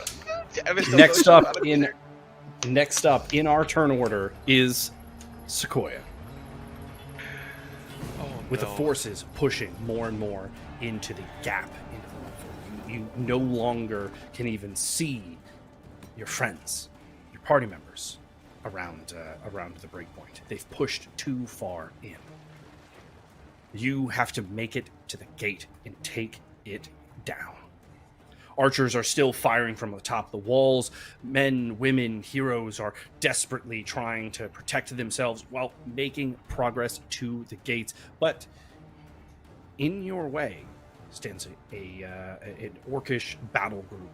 You would imagine there's probably something like 2 200-ish orcs embattled versus the forces of Ambervale here, with the Draklins still flying ever around. What would be Sequoia's attempt to try to push towards the gate? Okay. I still want to try to make use of like the magic mud that is part of like the Mudfort. Because I know like the last time we were here, I had like a kind of like reaction to it, but now I'm wondering if like with the Hedera's that I have within me, if my magic is a little bit stronger, that I can manipulate it. Yeah, girl. A little bit better. All right. And what would we trying? Or like, what would we be trying to do? So I want to try to take like, so around like where the orcs are up at the gate, I want to like kind of try to like push like the mud from where we are to where they are, just kind of like push it over them to kind of like incapacitate them. Yeah. Let's see a roll. Please be good. 16 is Not pretty terrible. Okay. That's pretty good. 16. I like it. I like the 16s. Now, splitting a battle group of 200 orcs is no easy task, and while you don't split them all the way to the gate, you start to create a wedge. It opens wider and wider their legs as they bump and twist into each other while trying to fight off the soldiers of Ambervale. They find the mud slipping out like current underneath them on a beach as they drift further and further to the sides. This creates a wedge as the Ambervalian soldiers, Luther, spearheads up. He sees your efforts. He's like, I'll make sure we keep it going. And he jumps into the fray, flattening an orc, sending another back with a powerful punch. He leads soldiers of the Ambervale into that gap, and you're creating that path towards the gate. And at this point, we're going to check back in with our other party members. And so, before you, the dragon begins to loom. You're desperately trying to push towards the gate, but you're not going to be able to make it through this gap in time. You prepare yourself, Lyra, as this dragon looms, and you see its belly start to glow, this arcane fire as it prepares to unleash its attack. And we're going to see its D30 roll, and this character will be going ahead and throwing out a major epic token for their attack as it lays its attack at the party.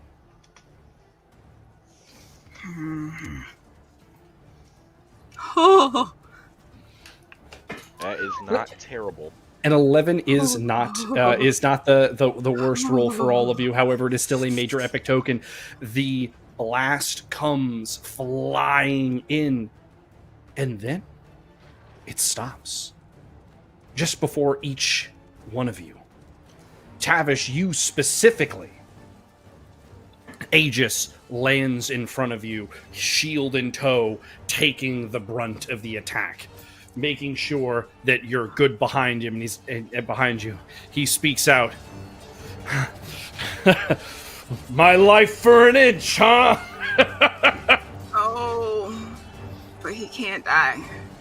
For the group, You're right. for Upsilon, You're right. for Lyra, the blast is stopped as Anguin steps forward amongst your ranks. And he throws the magic out to either side. Some soldiers are still caught in it. Some of the arcane madness goes flying back into the orcs. Others lash harmlessly against the walls. Anguin looks up. My turn. Oh. And he cuts into the air a portal. And screaming out of the portal is nothing other than Scarlet. Holy cow! She flies through the portal. She jumps up into the air. With one hand, she bats aside a Draklin. With another hand, a small spark of lightning rips from her fingertips, taking out another one as she prepares an attack and sends it at the Bardic Dragon. It bounces harmlessly off his scales. That's okay.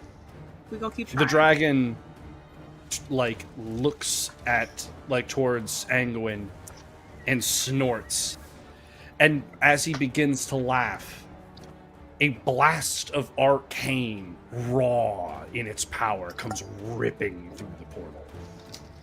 He's sent flying backwards, squirming on all fours to get back to his feet, as not one, but two looming arcane tyrants come lumbering through the portal.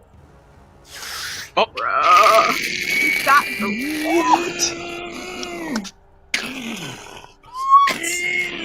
we got the rainbow Immediately, T-Rexes. the orcs are getting thrown in all directions as just these things lumbering through, stray bolts of lightning of this arcane magic comes splattering down around them as orcs are thrown, hewn, and slain. The two of these things are locked onto this monolithic dragon as their true test. They seeing it as a challenge to their authority. As they charge towards it, Anguin does look to Lyra and Upsilon. Well, I do think it's best we don't linger. They're definitely not actually on our side. That's fair. That's fair. And the party is able to push with Tavish in this wedge as you keep your way moving towards the gate. You find yourself, as you step away from this maelstrom of battle now happening behind you, you hear the roars and thunder of the colossal battle happening in the city streets. It gets significantly quieter as you move. You see different orc battle groups moving, to the walls and such. In Tavish, you find yourself at a little bit of a decision point. As you look down towards the gate, you see the battle groups that are preparing to fight for the gate if it should be broken. To the right is the path that leads up to the towers and Upsilon.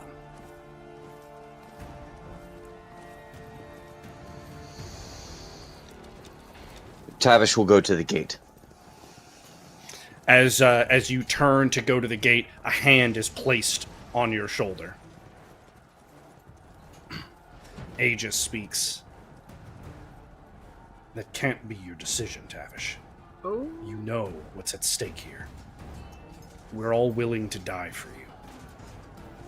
If you waste time, we die for nothing. And now you would have you live. Then Take the do gate. your job. I'll do that one. And he meteors up to go and join Sequoia. Not meteors. Tavish refocuses on the tower. He's like, you got one job.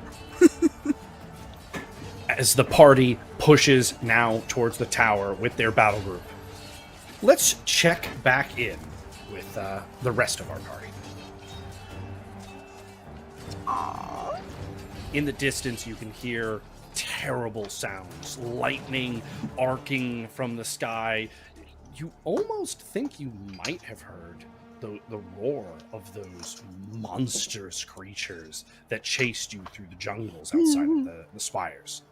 But this can't be your concern right now. Luther fights with everything he has. In fact, let's get a roll for Luther to see how he's faring, trying to hold this wedge gap towards the gate. Come on, Luther. Oh, 10. okay. Just like many heroes, he has been traveling, he has been fighting in this mud for far too long. And he, despite his ambitions, is no hero to the same caliber as the party members. You see his punches start to slow a little bit, his energy dip. He keeps surging himself forward, but he's starting to take more hits. So, ever more damage. Sean G steps next to you and he goes, I gotta be honest. All this fighting is exhausting. No time for naps. I have an idea though, if you're willing. Yeah. I can amplify your next spell. Maybe if we get a bigger wedge going, we could just get all the way to the gate. You want to try again? Yeah. That sounds great. Let's see what we can do. So Sean G is going to use his once a session ability, and this is going to empower your mastery roll and allow it to be used for free for this upcoming attempt for your roll for splitting the orcs. What a guy. Okay. He's here for you. Oh, good thing. An 8. That's definitely going to be one that we want to use our level 5 mastery for. So let's see it. Yes, and because we of Sean do. G, it doesn't count against your mastery total. Sorry. Easy better. Let's go. No pressure. Woo! Hey, Yes! hey! All Yes. right. And that is with your +1 crit range. That is, in fact, a crit. So, Yes. Perfect. at first, you're trying to split the mud, get it going. You feel that resistance. You feel the pressure of the battle in general around you raging. The screams, the grunts, Luther slowly losing space and being pushed ever further back as the wedge begins to be repelled. But then, in a surge, you feel Sean G's energy. You're able to tap deeper inside to your own core, your own Hadaris. And then the mud splatters out in multiple directions, but the most important one towards the gate. Orcs slip, slide, fall, twist, tumble. Luther sees this. He's re-emboldened, and he begins pushing further. To the gate! To the gate! Still tired, but ever the hero. He pushes onwards. Is there anything else you would like to attempt to do here? Okay. Is there any way that I can? Do I have healing magic? I just want to try to heal. I'm not really healing because not really. I mean, just kind of way to not really reanimate. That's not the word I'm looking for either. Just to kind of re-energize Luther so that he's kind of got a second wind to keep going. I mean, I know he's got that hero's woo, but if I can kind of give him a little magic push as well, it's kind of The best part about Cinematic Epic is you're always welcome to try. So let's see if we can tap into some invigorating energy from the nature plane with a roll for Luther. no. Okay. Now, here's something important, though. Would you like to use your mastery?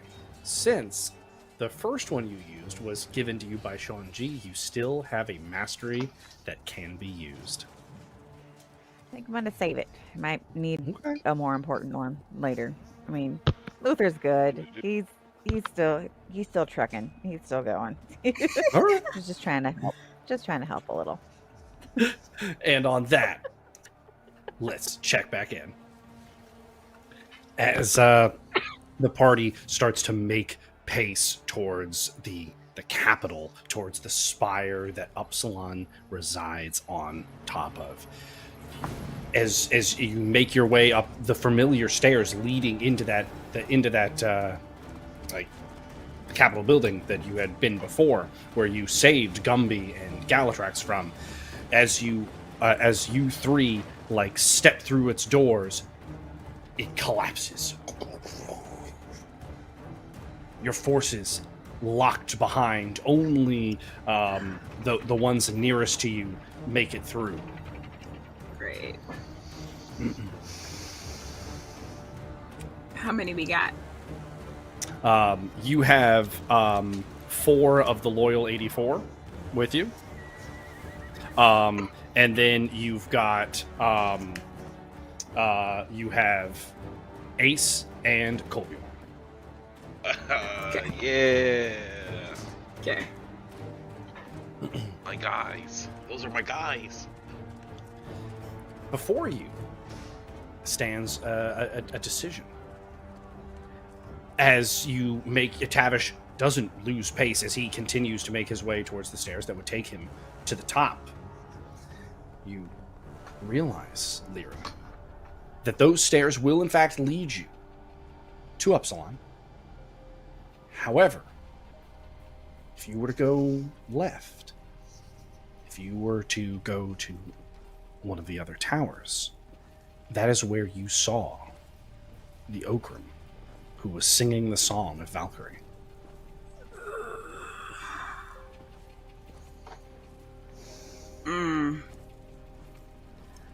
Ugh. 5, 4. I feel like it sucks, but 3. that's the only that's really the reason why she's here. So I feel like she would try to find him. Perfect. Let's get a perception check for Tavish and Epsilon to see if you even notice in your hurry. I mean, it's you ran inside, the rubble comes down, you realize that you just gotta keep going. You can't just stand here at the rubble. You're making your way up the stairs. Let's get a perception check for the two of you. 16 is the number to beat with a situational -2 as your eyes are on more important things.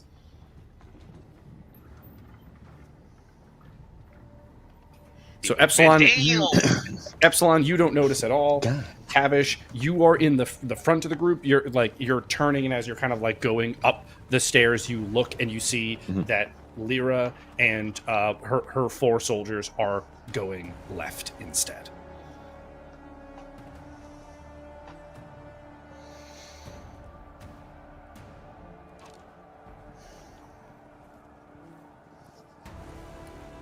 Tavish would let her go. He's on a mission. You continue your way up the stairs as you pass one of like the little like viewports in the windows, and you realize like how tall this tower is. In fact, you don't remember it being this tall. It has to be some sort of manipulation of magic. But you look out over the battlefield. You see that Sequoia is fighting someone at the gate. At this distance, it's hard to tell, but they're both lashing out with nature magics. You're almost sure it's that woman that was in the parlay party, the one that didn't speak, that gluttonous Hedera, you believe, as they lash and fight and take the toll with spell and ability on top of each other. Over one of the walls, you see the blue drake-like creature engaging with the forces of Hermit's Hollow, making their descent into the city on their war balloons. He seems to be squaring off with one of their leaders. No! Epsilon, You better get him. You would know that the man that squares off with Breakspear is Jin. We eating Draclin tonight, boy. I'm saying, look, he better whoop his ass and roast him tonight. over and roast him over the fire later. Got some good. Probably tastes like chicken. That is so hard because I love Breakspear, but damn. He got wings. This feels now. like That's a moment extra with wings. Anakin Skywalker and Obi-Wan Kenobi. The battle for the gap in the wall has resurfaced as the orcs of the Mudfort are attempting to make a second push to barricade it off. And in the center of that brawl is 2 orcs fighting. Gumby and Garrock. Ooh. As Tavish and Epsilon continue their way up the stairs. I'm just saying, Jin about to hit old boy. Get him. with that Get 'em. that melon smasher that fucking Master Hammer taught him. The joke he used on Ricard. Get him. Yeah, but he's not going to be using it against somebody who's tied up.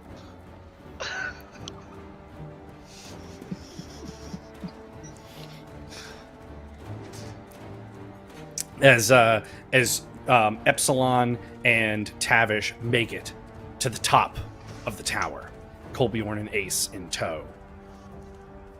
On a throne growing ever darker is Upsilon. This motherfucker here.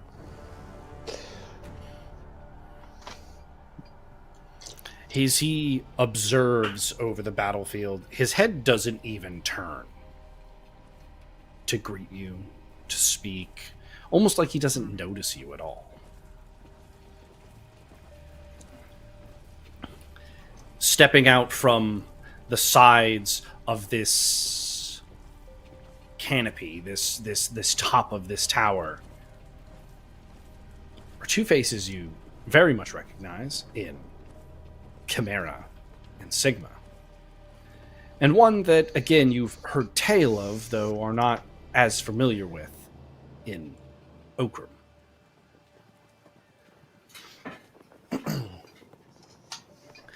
I'm afraid this is as far as you go, brother. Well, brothers, though I hardly consider you a brother anymore. She scoffs at Colbjorn. Oh, I forgot he was there. I wish it hadn't have to end like this. But you leave us no choice. I'm afraid you're right. I guess I'm just gonna have to kill you. And she pulls out daggers. He said you can try, bitch. And let's go ahead and get initiative for Tavish and Upsilon. So real quick, Uh-huh. Upsilon is just chilling back there on the throne. Mm-hmm. I'm scared what this line of questioning. I'm concerned I have become. I think that Tavish does the unceremonious thing of, Oh. I have the weapon. He said, I just "Fuck 'em." go in blast it. Kidding. Yeah. Well, maybe not. I just. That might So not be we the did worst thing. Just pull it and shoot, but Damn. nah, Oh, okay. it'd be the reasonable thing to do. But there's too many chances for somebody else to get in the way of the shot. No, I I need mean, to you make do certain have I a get 20. it. Yeah. It's the You have reactions tokens. of Sigma, and That- yeah, I do that's have what it- tokens. I do have. I think I might have to try that. I think I drop because I have a medium epic token. Mhm. I've got 2. I think I drop the medium epic token and drop the 20 to just pull out the weapon and aim and fire. Gotcha. All right. So right off the bat, what we're going to need first is a resist magic check for Upsilon and Oh my Ace and God. Colbjorn. The number to beat for this is 18. Is it just straight up just regular magic? Just Resist magic. Your Constitution stat. It's a skill. yeah, gotcha. Okay, I have a 5 in math at least. I don't know about my boys, but Oh fuck. 18 is the. I think I number. rolled terrible. Oh, I rolled 11. I rolled bad enough. Wait. Oh, That's no. so I have 16, and then I only have a +1 I can add. That's it. Oh, and this is Well, this is Stygian, combat, so it depending doesn't on matter. your until your what's your. Do you have a Stygian. resistance for Stygian? I do have 5. Perfect. Well, I so have you faith. pass. What? Yeah. Yep. Yeah. So, I do. you feel this rush of energy as like Tavish pulls the weapon out and begins to harness its power, and you feel the weapon just attempt to use you as a battery. Kolbjorn and Ace both crumple to the ground. We are also going to need resist magic checks for our NPC baddies as well. So we'll start with Fulcrum on a D30. I ain't trying to shield my boys. Shit. Sigma on a D20. Which Okram is this? Bitch. And Chimera on a D30. I mean, still With not his- good, but not bad. But They're Can I all protect the able boys? to like be sitting there, and they're resisting the magical impulse. You are as well, Upsilon. Even though you're resisting it, you feel it siphoning your energy into this beam as Tavish lets loose. Sigma attempts to get in its way, but she can't move fast enough. The 20 of Tavish is, in fact, too spectacular, especially with a medium epic token. It flies past his defenders. The spells in place to protect him while he views the battlefield are no match for the weapon's power as it collides in against Upsilon's form. Upsilon stands up for a second, his hands vibrating as he just starts evaporating. That's what you was gonna use on my mom? he, You go evaporate her? He As- just turned into dust? As Upsilon's form is breaking down, Sigma is clearly like distraught over Yeah, I bet. over what's happening. Anguin, Aegis make their way like onto the top of the tower. Anguin, having finally caught up with the party, Aegis coming flying down, seeing this turn of events. And like they both kind of have like a sigh of relief in them as Upsilon is like, I am disappointed that one of your stature can't tell when your own spell's being used. And in an all too similar pop that you've seen Anguin do on occasion, his arcane illusion disappears. fucking knew it. God damn it. This clearly Had it. has taken even Sigma by surprise, though. Like, she is confused beyond belief. And in the distance, you see an amber boom from the sky. Ambervale is under attack. Oh fuck. But we're going to take a quick pause as we go over to Lyra. Lyra, as you're moving on your way, you're going up your spire, occasionally looking out to see how the battles are going, but you continue and continue on. In my mind, at some point, whether it was before we went up the spire or on the way up, I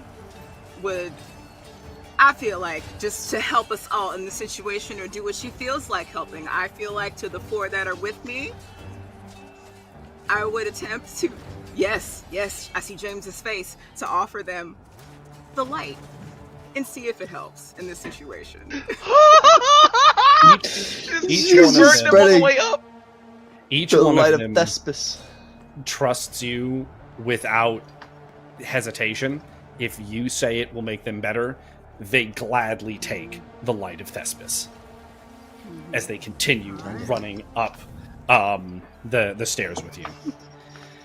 You come to the top of a top of this tower, and you see this Fulcrum standing in front of you. This version of him that sings Valkyrie's song.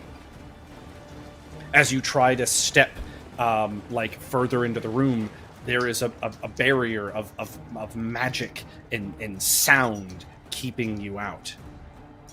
A resonance that feels made to stop you, made to keep you at bay. And real quick, we are going to go over to Sequoia. Champion humanity. The battle has been raging around you. This fight against Gluttony Hedera has been taking its toll. Luther is down and out of the fight. He was able to be pulled back before sustaining any injury that might be life-threatening. But now it's just you and Sean G trying to hold this space in front of the gate versus Gluttony Hedera.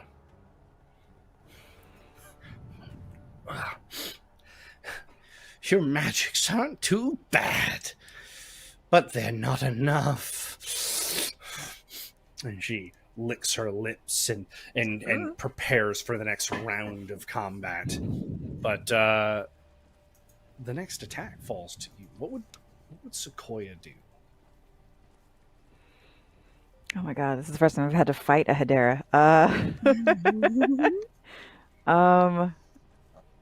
My god. Okay.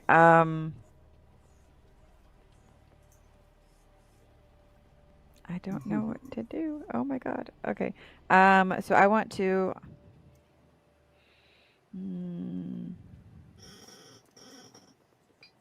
Okay. Which Hederas do I have? I have. You have the one I from have Northhill, Lust. Yeah. the one from the Forbidden Forest, and you have the one from the Twilight Vale.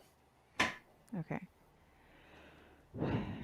So are all the Hedera's magics kind of like comparable, where like they also do like the nature magic thing, or do they each have like their own specialty for Nature is definitely the their- running theme for all of them, though they all have their own take on what nature is. You know, from like more like forest ecosystem, you know, to like pollination and the birds and the bees, to like the life finds a way. Okay. How close am I to this Hedera? Are we like You're about are Shanji and I still kind of 15. standing far back? No, or- at this point you've progressed forward. You're probably more like 15 feet away. Okay. I want to try to like create like a mud cannonball from like the mud fort, like Gator. from the actual mud, Mhm. and like shoot it directly at her. All right, that's an interesting one. Let's see a mud cannonball. Just finding ways to play with this mud. 15's not terrible. Okay, let's see. It fires out at her. This is a very physical attack, so we're actually going to roll her armor rating for this one rather than magic defense. Is this physical punch of mud flies at her? Let's see here on a D20. 16. It slams into her, and I mean you can tell. I mean her she is not heavily armored. Her arms bruise from the impact. She slides backwards. Her foot touches the gate. Would you like to force an action? Yeah. Throw another one at her. You know what? So nice. Do it twice. Let's see it again. Aw. Not All right. effective. So, you know, it's not as effective, but you do still have a mastery. Ah.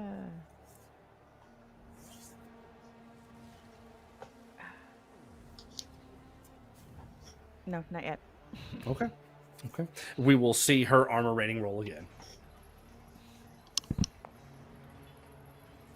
Aha. It slams into her again. This time, you know, she shrugs off like the direct blow of it, but it kind of like splits and slips down, hits into her hip, and she like clearly is in pain as she stands up, and she's like, "My turn," and attempts to have these like mushrooms like kind of like grow and explode in violent colors and like fragrances and poisons all around you. Let's see if she can summon up these mushrooms on the battlefield.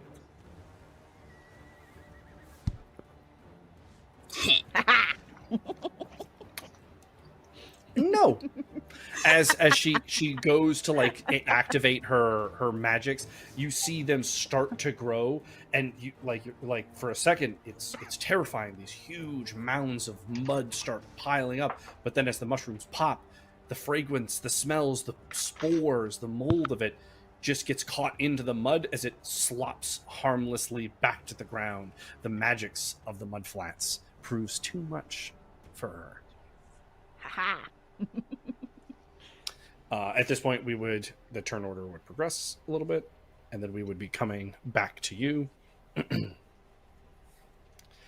So, with the mud having just slopped back to the ground harmlessly from the mushrooms, what would you do?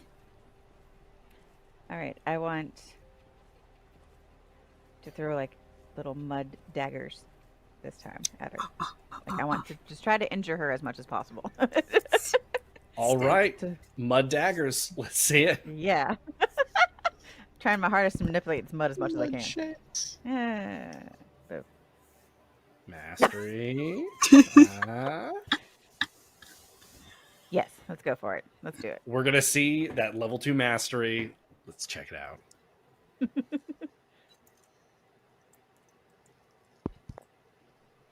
It's the same. It's not even fair. It do be like that sometimes. We are going to roll her armor rating to see how she fares with these magical mud daggers flying into her. Aha! They slice, they cut. She's definitely losing ground, especially with the bardic jabs that Shawnee's been kind of throwing in. Though he has definitely been kind of like leaning out from like one side of you and be like, huh! And then he like kind of hides back behind you. He keeps saying things like, "I'm just here for support, you know. Like I mean, this is kind of like your fight." How are you hiding behind me? I'm 4 feet tall. It's a marvel for sure. But the important thing that I have to ask you now, though, is you're going to force an action? Because like I want to get to the point where like she surrenders and like I can, I mean, absorb her. I guess that's kind of like what the end goal is. So I'm like, I want to try to like. Also, the time is ticking. The clock is winding down. The Fulcrum approaches. Do you have time to play it safe? Do I have to like? They have to willingly,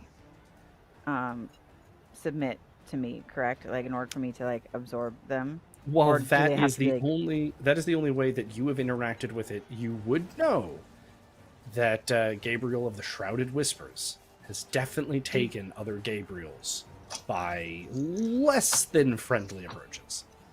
This is true. Yes. True. Because I knew that worked for him, but I don't know if like if that's gonna work for like Epatadafos. Like if that is like the same Yeah. sort of. That is the only information you have to work on. Okay. She's definitely a little worse for wear. Okay. I want to go ahead and try to like just take her, like just absorb. Damn. All right, Pull like a let's see. just pull a Gabriel and just like you know what? Screw it. Just like She. I don't know. Like All right. I have to be close to her to do that. Let's or is that we're something I can- let's. You know what? Let's get a roll off. Oh Let's get a yeah. roll Okay. off. We're gonna Yeah, give we will give our Hedera of Gluttony a slight debuff, they will be rolling at a -1 to whatever their roll is based on their current state. And with the support of Sean G, Sequoia will be rolling at a +1. Is that enough of a difference maker? Well, we'll find out.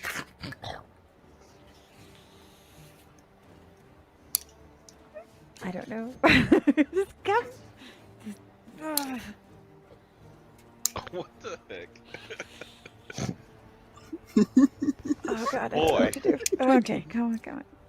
Fuck. Oh my god. Balls. Yes. As you attempt this You had a road of more -1. forceful manipulation, you reach out, and at first, you're watching as she like starts to fall to her knees, and then she goes,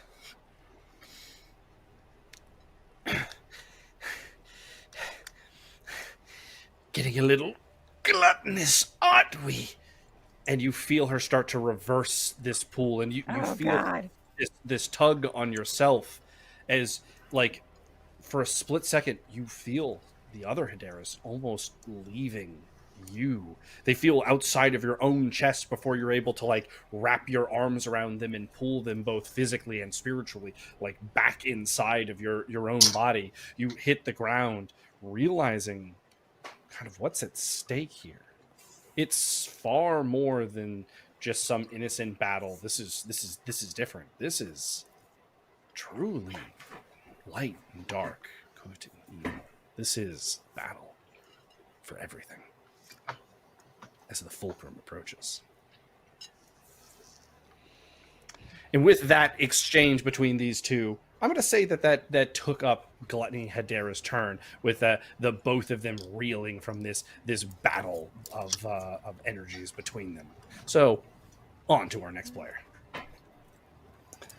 And so, with back at the peak of our tower, as you turn Tavish and Upsilon, and you see in the distance this amber bloom across Ambervale, and a spire beginning to just raise up, and up. Aegis goes to take to the sky. Anguin turns and begins to open a portal, and he steps through. As he's stepping through, he speaks both of your names and says, "Follow." But before you can even begin to take a step towards it, Sigma, with her own magic, pulls the portal away from you, and the magic of Anguin keeping it up disappears. Chimera and Sigma stand in front of you. Aegis flies off into the distance. As he's flying, though, you do see him accosted, intercepted, and then forced to land back onto the ground. That can't be your concern right now, as Sigma and Chimera attack. And let's get a initiative roll for Tavish and Upsilon here.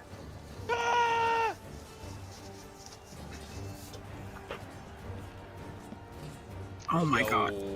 My initiative, That was so my close to being a everything. 19. My rolls is 16 right. and 8. Tavish for my and life. 8 for Epsilon. Let's I hope you got your fear. bad rolls out of the way. All right, and let's Holy get shit. an initiative roll for our NPCs. Oh, that's a big ass dice, boy. That's a big ass 11. dice. So it's gonna go. So it's Tavish, NPCs, and then Epsilon. Perfect. Tavish, you're squaring off with Sigma and Chimera.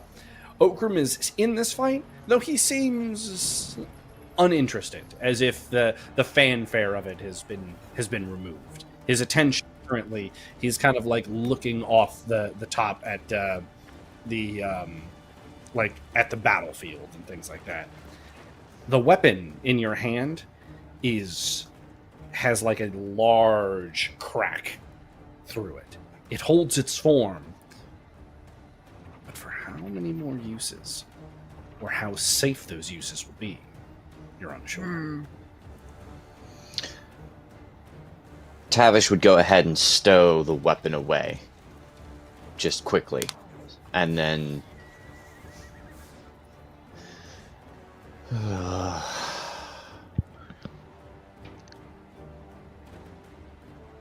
let's set you free, lad. And steps towards Chimera. Take the boy. I got some business to deal with here. As Chimera is beginning to square off with you, his arm just like twists and contorts into a blade, and he like grabs it in like a like it's still like his arm, but he wields it like his hands are on. Like two hands are on a blade, and he squares up, sword to sword with you. Would you make an attack roll this turn, or are we holding actions? I'm going to hold actions. Hold actions. Perfect. And so it goes to our NPC's turn. Chimera is going to do no such thing. Chimera is going to leap forward, attempting to just run Tavish through, and we're going to get a D30 attack roll for Chimera. Is this... So I would do parry. Oh my god. Great. Yes, but you would do parry. Yeah. That was the intention. Yeah. Was to do parry. And so we're going. And that is the adds to your armor value, correct? +2. +2 to your armor You're gonna value. need So it. we'll get a D20 roll for Tavish for his armor value, and he does get a +2 because of his parry. I will actually also... Wait, can I do that? 3 times per day, use arcane armor 3 times per day, add +1 to your armor bonus as a free action? Or is that done in the turn? No, 100%. Yep. So in which case he has a +3 to this roll. D20.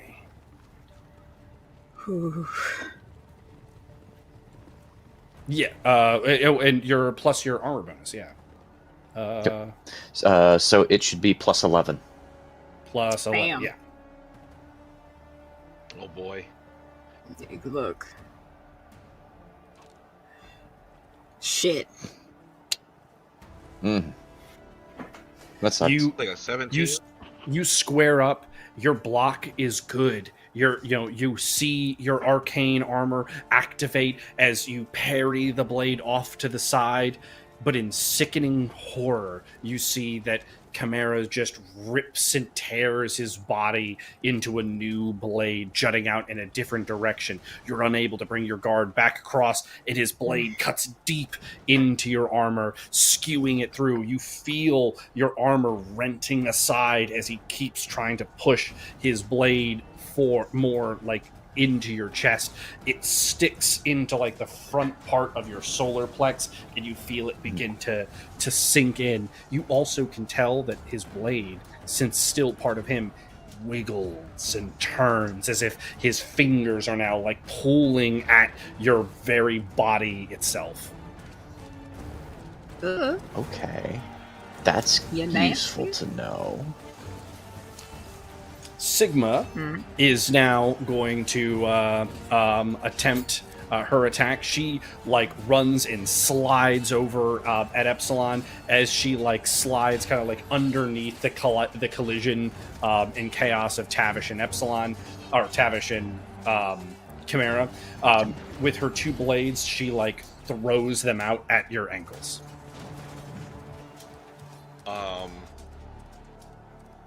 Yes, I want to dodge, and if I could I use my combat dodge feat to add a +1 to my armor rating? Yep, perfect. So let's get a her roll first, a D20 attack roll. Oh, this is beatable. This is beatable, Epsilon. Maybe not with the way you've been rolling, but it's beatable. Shut Let's up! see it. I was thinking it. I didn't want to say it. Okay. Oh, okay. When he needed My it. ankles are safe today. Ankles are safe. You're able to like easily able to dodge. In fact, you dodge it so easily you're able to see that as her blades like pass past you, they disappear and pop back into her hands, and you land. And it is now Upsilon's turn. In front of you to your right is Chimera, or not Chimera, is Sigma. On the other side of the tower is Fulcrum, uninterested. And to your left is Chimera, pushing his blade more and more through Tavish. You can tell that if uninteracted with, like as it's going, Tavish will be run through by this attack.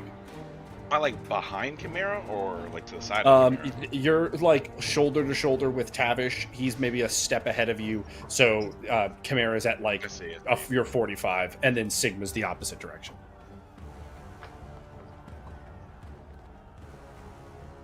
What you got? Ay, Dios mío. I want to. Damn, there's so much stuff going on. I feel like I want to help this man, but at the same time, something tells me this man wants the 1v1. So, first instinct, I feel like I gotta do at least make my motion to my fight. So, I think I'm gonna close in with sword and shield. I'm just gonna get to slicing.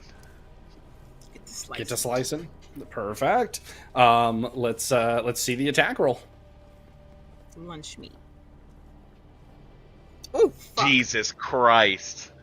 I'm so glad I didn't go with magic. I'm so glad I didn't go with magic. Jesus. Let's see the parry attempt from Sigma.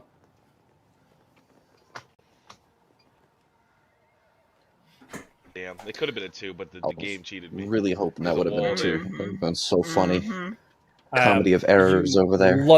You lunge forward towards Sigma with your sword, and she, with one hand, like scoops the blade. With the other hand, she like goes to like lash at your fingers, and you have to make the decision as you're lunging with your blade. Do you try to like pull your hand back and contort it, or do you let your blade go and save your fingers? I want to drop the blade, and I want to force an attack on her. All right, so the first one, you drop the blade, and now you're going to force an attack. Yeah. And I'm a force. Now I'm gonna fire her up. We're close range. The free hand.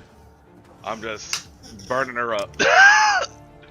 Nothing artistic, you know what I'm saying? Just. Let's see it. Oh no! Don't do me like this. Roll. It just spun. Use our mastery.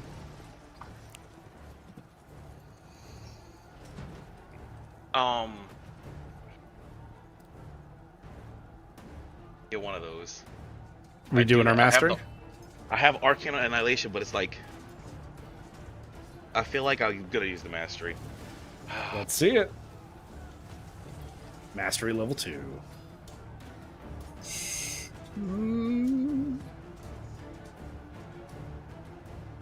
Okay. And we're gonna roll her resist magic. She's gonna need a good one. That's okay, but not great. As you pull your hand back and just begin roasting Sigma. She's not out of the fight yet, but currently speaking, you are just basically on one side, Tavish is slowly being run through, and on the other side is Sigma being turned into a barbecue. This tear is dropping slowly. Just. We're gonna check back in with Lyra. So Lyra, you stand at this barrier, this unseen thing, and no matter how you attempt to cast your magic, it's rooted against your particular brand of sound.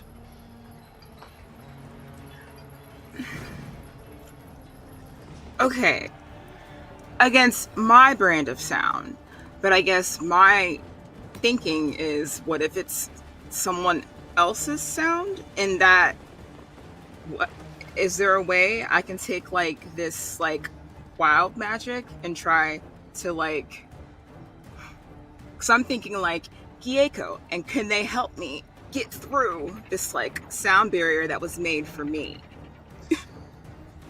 While you were focusing on all of this happening and trying to course. figure out a way to get around this, you at one point had heard a boom in the distance. You assumed it was probably the gate being broken open, but from where you were, you couldn't quite see. As this thought of like, all right, maybe if I get one of these guys to make a sound and I manipulate it, it's not mine, you hear... was my thought, dearie, as you look over and you are staring at Sean G.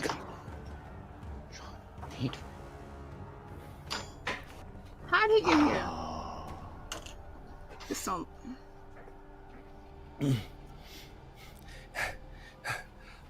Dearie, I won't be able to have this body for very long, so let's focus up now, okay? So I was weird. Mighty confused, and now I understand. Wow. Okay, all right. All right, so I'm going to use this one's bardic magics, and it's going to let you into your friend, okay? I don't think he's my friend, but sure. The one you recognize in there, dearie. I can see how you feel. There's a reason you're here. There is. It's because he's not my friend. It's because of what happened to my friend. But yes, friend is in there. Let's... Yeah, exactly. All right, dearie, are you ready? As ready as I'm gonna be, actually. Sean G gives you like a slap on both sides of your face. Dearie, are you ready? I suppose. This is just all very strange. So, okay. I told you I would help you, didn't I? You did. This just caught me off guard. Well, you should broaden your horizons. And Sean G starts like vibrating on a different bardic wavelength. It's his as you like actually pay attention to his like types of magic, it's very like sporadic and high energy and loud and like constant, whereas you've always manipulated more like specific tones. His is just like a wavelength of energy, more the charismatic flow of bardic energy rather than its sound in particular.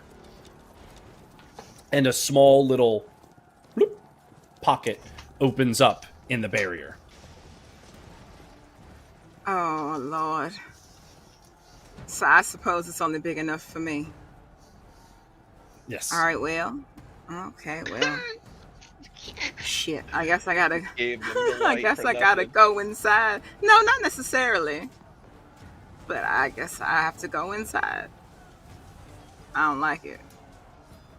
As you step into the to the barrier, clearly the Fulcrum that is singing the song looks like well, that wasn't supposed to happen. And like as you I'm sorry. No, I was gonna say I don't even know if I want to give him a chance to speak. But go ahead. As you're like entering that area, the barrier like begins to like shift and pockets of it start open and Draclins start like attempting to like fly through. The loyal four are on the outside to their best of their abilities, like on the outside of the building, fighting off the Draclins, trying to stop them from entering entering the barrier. And it's just you and this Fulcrum right now inside, as the loyal four and Sean G are battling these Draclins. Sean G. Light shines on them. The light shines on them. I'm like, hold up a second. Okay. All right, so okay, they're in or they're trying to get in. They're trying to get in. Like so the Fulcrum in front of you is clearly trying to like open little blips in the like the barrier to allow the Draklins through, but with the Loyal 4 and Sean G, they're able to keep them out currently. But you are unsure. Okay. So I'm over here, like, all of this is based off of this Fulcrum here, who's trying to let them in. So I feel like I just need to get rid of this guy to help stop them from getting in. But if I get rid of him, does this whole barrier leave, and then the Draklins come too? I don't know, and I don't like that. That's okay. Okay, so we're just gonna go for the Fulcrum. Is he even paying attention to me, or is he just trying to let them in? He's trying to let them in, but it's clearly like to keep up their flying magic, he has to keep singing the Song of the Valkyrie, and so he's trying to multitask a lot of things. He's paying attention to you as much as 3 tasks wielding can be done. Yeah, okay. So he's trying to do this, and he's singing. He's still singing, so we just got to go for the throat. We do. In my mind, I feel like sounds bad, but we gotta go. We gotta slice him. Maybe maybe he might lose a head. I don't care. Let's see his head. Fuck him. But no, motherfucker! Damn, dog. No, I tried so hard. Do it. Wait. Do you still have your mastery? Yeah, do it. So you can't use mastery on nat ones. Oh, I can't. Yeah. That's fair. That's right. So, Bitch. as you go to like send your spell at him, as he keeps singing, you hesitate at the last second because your own eyes deceive you. For a split second, you're not looking at Fulcrum singing the song. You're looking at Valkyrie. And so you send your spell wayward. It flies off into the distance, and it has your anger, it has your upset, it has your heartbreak, and it skewers its way through one of the air blimps, and it begins to plummet down towards the ground. Oh, shit. Am I walking towards him as this is happening? You were, yeah. I that's fair to assume, yeah. Okay. This Fulcrum singing that turns, the barrier collapses, and begins to run and jump off the edge. What would be your action? What the fuck? Honestly, I feel like it's bad. I'm over here like there's a lot of things going on because I don't know if the Draklins are coming in. I would still try to hit them. 3. I'm still going. I'm still gonna try because you know what? Even if I don't hit him the right way, I feel like there'll be some kind of force and maybe it'll slam his ass into the ground. I don't know, but I'm still going. Perfect. Because if he's not singing anymore, the Draklin's got to fall. Oh, no, he's still singing. He's singing, and but so you send an attack at him. This is a forced action. Let's see it.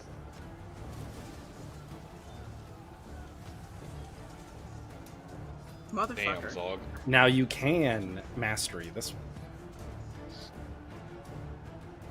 Yeah. Let's see it. Mastery level 2. I feel like...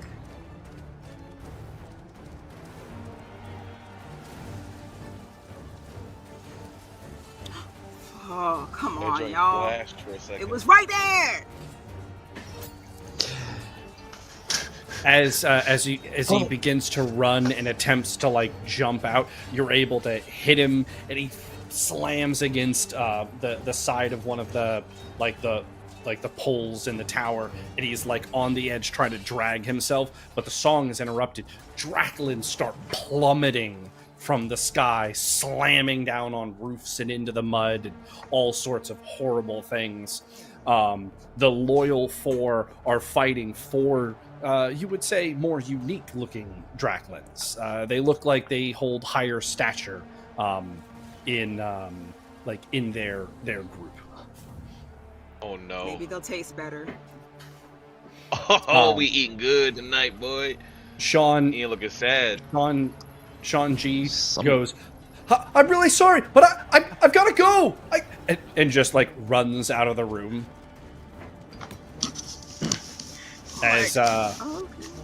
As you like go to like square up with this Fulcrum again, as you see he's going to attempt to resume singing his song, I swear I would just You chop him in roll the a throat. reaction. Let's roll let's roll a reflex check. We're gonna say 14 is the number to beat. Reflex check. I'm over here like I don't even remember what I got. So it's a 10. Your reflex Mm, is I a have a 4. 4. So we're good, just barely. As you like go to ready yourself, a man comes flying into the room, more thrown if anything. He slams onto the ground. He skids. He rolls. He gets up. It's none other than Jin. Sorry, I thought you blimped down there. Sorry. And Breakspear lands next to the Okram. Oh fuck. Chris, you just Back. walking through. To the top. Back to the top of the tower. With good old Tavish and Upsilon. So Tavish, you have priority. You are our first in turn order now. So right now, you feel the Chimera's blade sinking more and more into you. Like his weapon spirals off in different directions inside of you. If you had organs that you cared about, you would be in far, far more agony. As you can tell, like splinters, his body just starts expanding.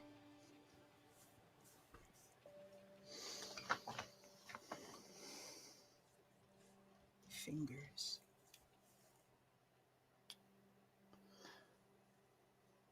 So I think what Tavish is going to do, and this is going to be risky. Ooh. He's going to move his guard out of the way, take the hit, throw the blade, wrap his blade around the back of the neck of Chimera, and just pull the blade in all towards him in an attempt to decapitate him from behind. Okay. Let's see that attack roll. Mm.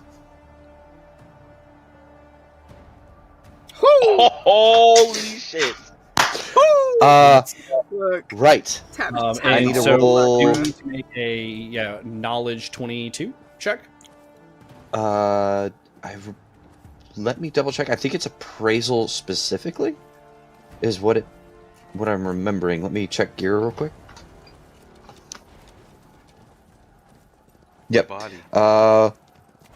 After roll a knowledge religion. Yes. If a 22 is beaten, all weapon types apply. And then Perfect. what is my appraisal? Give me 1 second. I'm trying to cross-reference with something else. Appraisals +4. I think I'll use the judge and jury for this roll, which is I can use for one roll. I can add my appraisal to the result. I don't know if that works. If that stacks like that. It does. It is lessened due to the target having a higher milestone. But other than that, yes. But we do still need to roll your study religion. 22 is the number to beat. Okay. Oh, what do you have?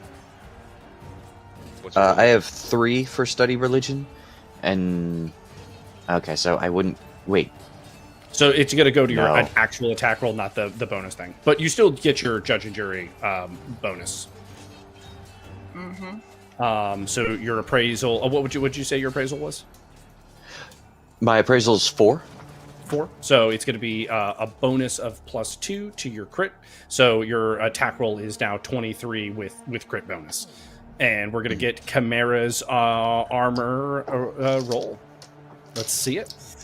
D30 for Chimera.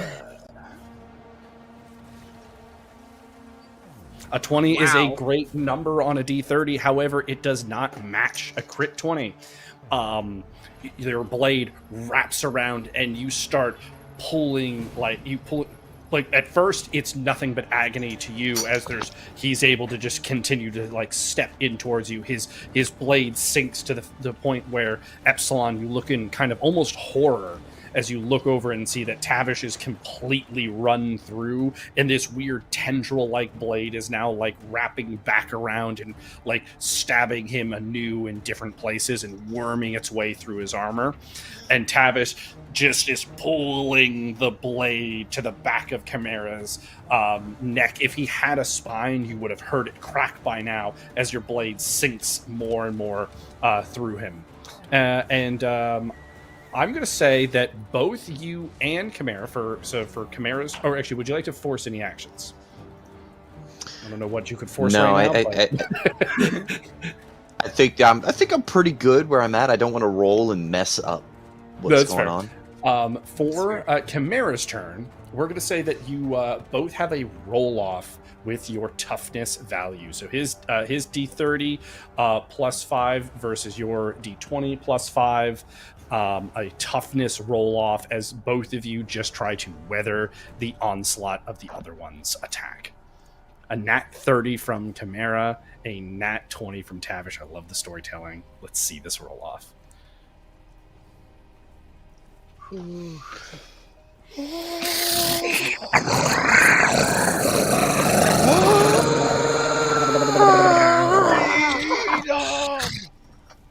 Oh my god. Oh, I can't see either. Oh, Oh! dog. We're gonna let that one sit for a second. Description wise, I'm gonna catch Sigma up, and then we'll go into that. Sigma is going to, as she sits there engulfed in the flames of Epsilon's attacks, she is going to attempt to just send both of her daggers through the fire into Epsilon's eyes. Let's see her attack roll. Epsilon, what would be your response to from the fire knives to your eyes? I'm still holding my shield, so I would just try to bring it up to block my eyeballs. Let's see it. All right, so attack roll first for Sigma D20. Oh, okay. It's a decent number. It's a decent number. But let's see if Epsilon can beat it with his armor roll. Don't let this bitch blind you. Oh, bitch. With his armor bonus, I believe that's a pass. Double checking. Because he grabbed medium armor, right? Armor bonus only of 2. So you're unable to stop the entirety of the attack. However, you're able to stop it from being this lethal attack into your face. Your shield comes up. You feel the knives get deflected upwards. It cuts across like the top crown of your head, like glancing off the horns that reside up there, but deep scars in your forehead now mark where her daggers were. As you recoil, you turn and you see that in this battle of just endurance and toughness, there's an aspect of Tavish, who you've never seen wane, beginning to wane as the blades re-entering his body over and over are becoming too much. What is Epsilon to do? How close am I and Sigma to like the edge of the fucking tower we're in? She's probably something like 6-7 feet away. You're probably more like 9. I want to blast her with enough force to send her off the edge. All right, we'll roll with that one first. Let's see it. Hey, look, I needed something like that. All right, she's gonna need one heck of a resist magic roll. Let's see it. Yeah. Not strong enough. No. You send out your a blast of fire. Sigma, from the concussive pulse of it, is sent flying off the top of the tower. You doubt this will be enough to truly kill her with all of her magics that she possesses, but at the very minimum, she's far removed from this fight. and then I want to move up.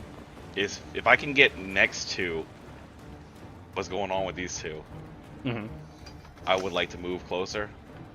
What am I even gonna do? I guess I'm gonna try to burn the head off this thing. Like, Gotcha. I'm going Let's, I'm going in Real because I'm close. forcing, but I think I have one free force. I want to go in. I'm put my hand on the head, and I'm gonna do a gambit. I'm using my gambit. Gotcha. Remind me of which So one that once is. per day, add +5 to the critical success or failure of a roll. Must be declared prior to the roll. Perfect. Oh, this is exciting. So Tavish, to set the scene for you, you're pulling this blade in, and despite all of your Duhallan resistances, this amalgamation of all of that you are, plus the party standing in front of you, is able to go toe to toe with your resistance and then some. You see the magics of like Sequoia letting this form twist and rebuild and turn itself. This whisper of sound around you that is representative of Lyra, and the draconic defiance from that of Upsilon. Upsilon comes and he places his hand directly on Chimera's head as you're still trying to pull the blade through the neck. And let's see this roll. And just a heads up, critical failures are not rerollable via mastery. And since this is increasing the critical failure by 5, it does mean that a 6 counts as a 1 for the purposes of this fail. Can I throw a good old minor token in there too? We're going to throw the minor token in as well. Yeah. Let's see it. We're going all in. I love it. If we gonna go out, we gonna go out in style. For real. Blow the lid off this place. Woo! That is a nat critical. That's a nat 20. Ooh. Effectively, because it gets the critical bonus having been used in the gambit. We are going to roll Chimera's magic defense. Like Tiger Woods right now. Oh. Oh, that's not great for Chimera. And last but not least, for this epic token being used, as Epsilon places his hand on and starts to generate this intense fire, I am going to allow Tavish a free forced action as well to try to redouble pulling through with the blade. It to encompass this, he sees Epsilon step in, the epic token being used and all of that. So if Tavish wishes, because I'm not going to make a decision for the character, he may take a free forced action. Tavish would just redouble the efforts of trying to cut the head off of Chimera. Perfect. Let's see. Oh, would you like to add anything before we roll?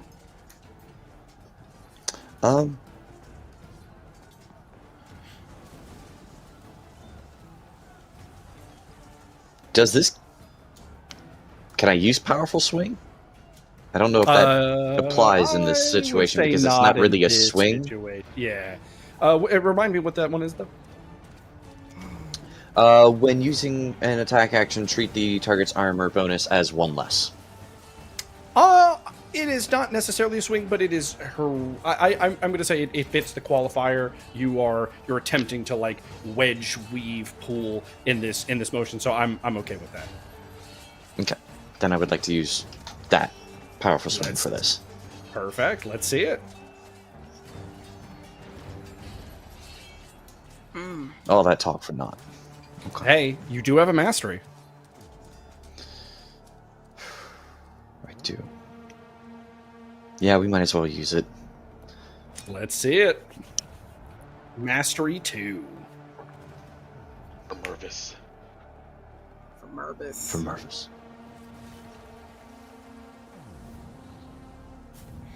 Better than what we had.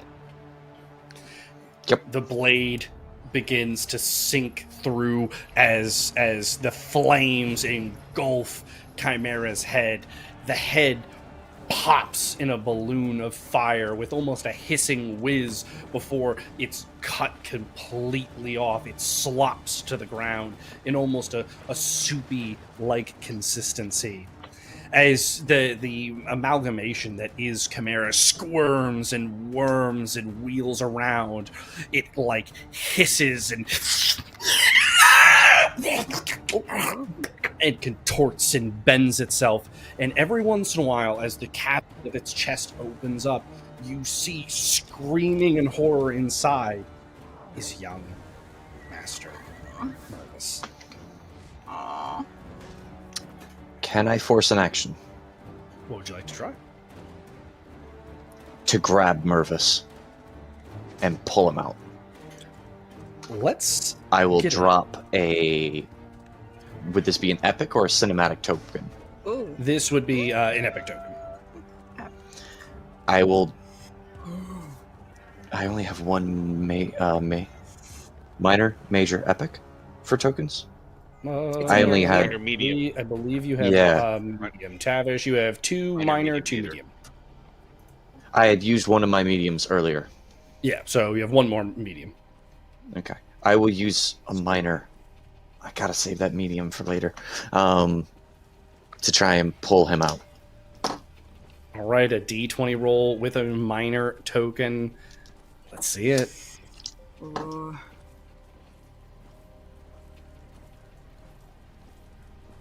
Oh, okay. That could have been great. Your hand Could your have been hand- better, but grabs hold, and it's an imperfect grip. Its fingers desperately trying. You can feel your own knuckles beginning to crack and pop. You can only imagine what has to be happening to Master Mervis from this pressure, because as you become a solid in this turning mix of Eldritch energy, you feel your arm attempting to be broke and rent.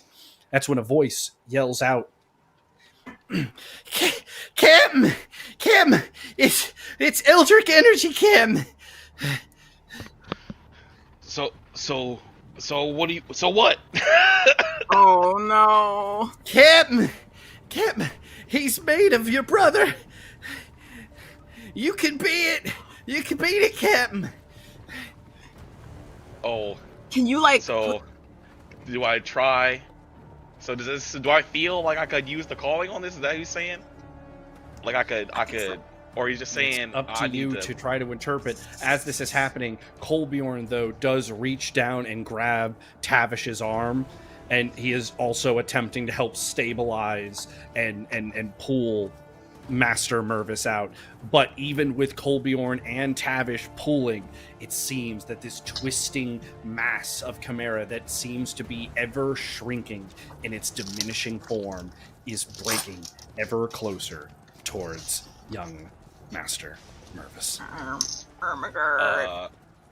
I guess I want to see if I can break the connection that probably exists between motherfucking Upsilon and this dang here former residence of mine, my body and my friend's bodies mixed together.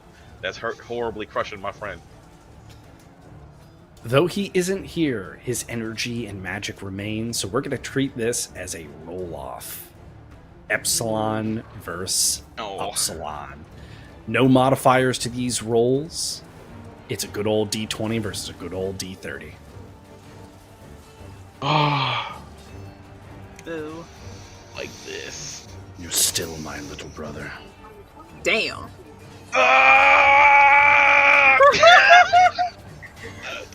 Sure. Here's a Spotify playlist called Oh, Pink Noise oh. 10 Hours. Oh fuck. Oh fuck. Oh. He rolled terrible. He rolled like dog shit. He rolled like dog shit, Lord. So, as Chimera begins to boil and pop, he starts to like have these moments where the whole maw of Chimera opens up more, and you're able to try to redouble your efforts to grab the young boy Mervis. Can you do it? 1d20. I have one quick question. Of course. This is the lucky perk. How does that enter in? Oh. It is What's it? because Once per session, add a level of luck to the result of one of your dice rolls. Yes. So, I will. I'll take.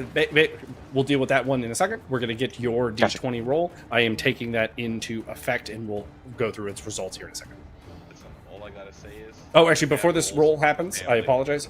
Would you like to throw any tokens on this roll? Figured I'd ask. So, Absolutely. what are we doing? Throwing another major. Oh, the other medium. Yeah, the other medium. Sorry, not major. Got Medium. the other medium. Let's see the roll. Oh my Can Mervis be saved? For a good one, but a medium token has been used. This man, God when he needs it. damn. Listen, he said the dice knew. This is my son. That's my boy. You This is reach in, good. and for a second, the fingers slip, and you see his terrified face as the world around in this crumbling form of chimera begins to dissipate. You plunge your arm back in. You plunge your other arm to the side of this collapsing creature. You grab Master Mervis and you pull him out from this crushing torment as what is left of Chimera snaps, bubbles, and disappears. You hold young Master Mervis in your arms. And for a moment, the battlefield is quiet, save for the joyous tears of Tavish and Mervis.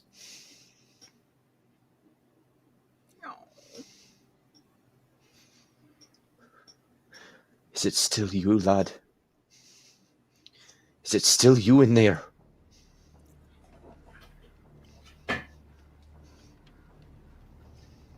His pale demeanor, his eyes shift up and look at you.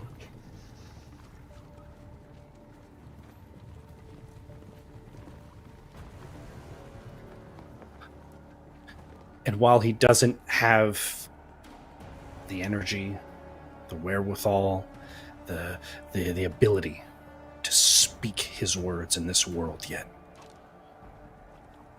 there's one thing that lets you know it's your Mervis. It's the boy you've been with for so long, the boy that you've helped become a hero. In his eyes, there's the glint of hope.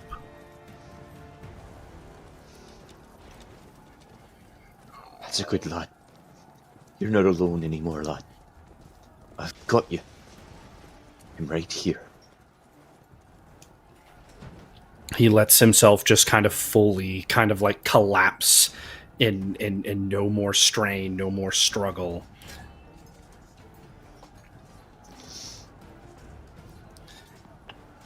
And just relaxes into your arms.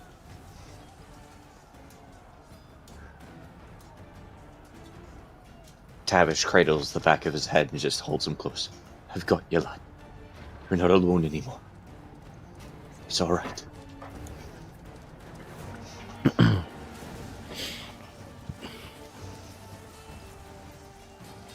As this is happening, we are going to check back in with Lyra, as Lyra and Jin square up.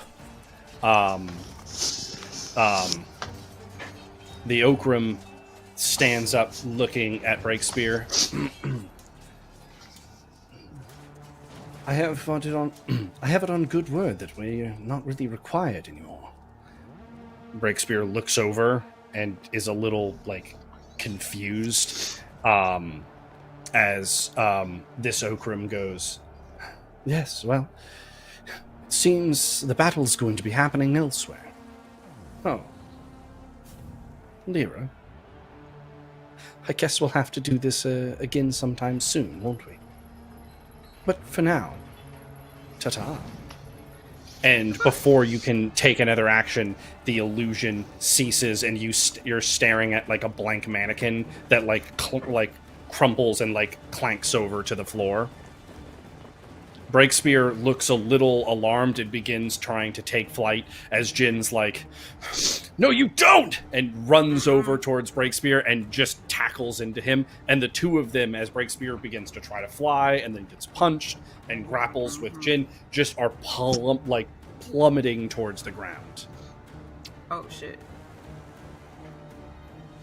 As from this moment, as you look over the battlefield, you see the ruin, the destruction, the chaos and confusion of everything.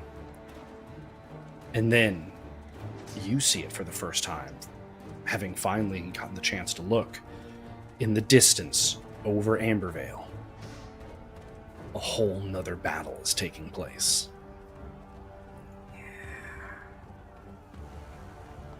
We knew this was gonna happen too. We knew this was gonna happen.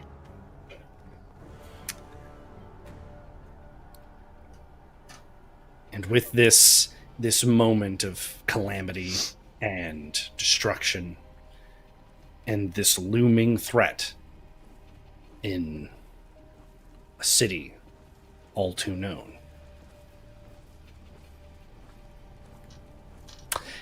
I think it is a good time to call this session for what it is, as we prepare to take our plunge into our final episode of this season of Cinematic Epic.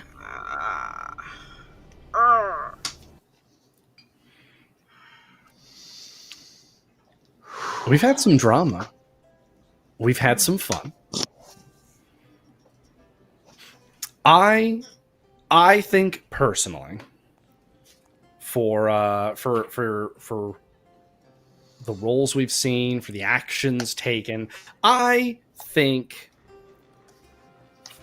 each of our heroes is going to get one major epic token to lead their way into the next and final session of this season of Cinematic Epic. It's going to be a really fun one, and we have a lot of ground to cover in that final session. That final session is going to be, I believe, sooner than we're going to be doing the 5th of March. I know how months work. My brain totally didn't forget. So the 5th of March is when our finale episode will be happening. It's going to be a extreme amount of fun, trust me. And so yeah, I look forward to seeing you all and getting it done and seeing how all of these stories conclude. But until then, we will see you later. Bye-bye. Thank you for watching, whether it's live or after we've aired. We appreciate you all. You're all wonderful and beautiful, and you all roll nat 20s in my heart. And I like ones more. So that's saying something. That's a genuine compliment to all of you who watch the show. Have a good one. Oh. Good.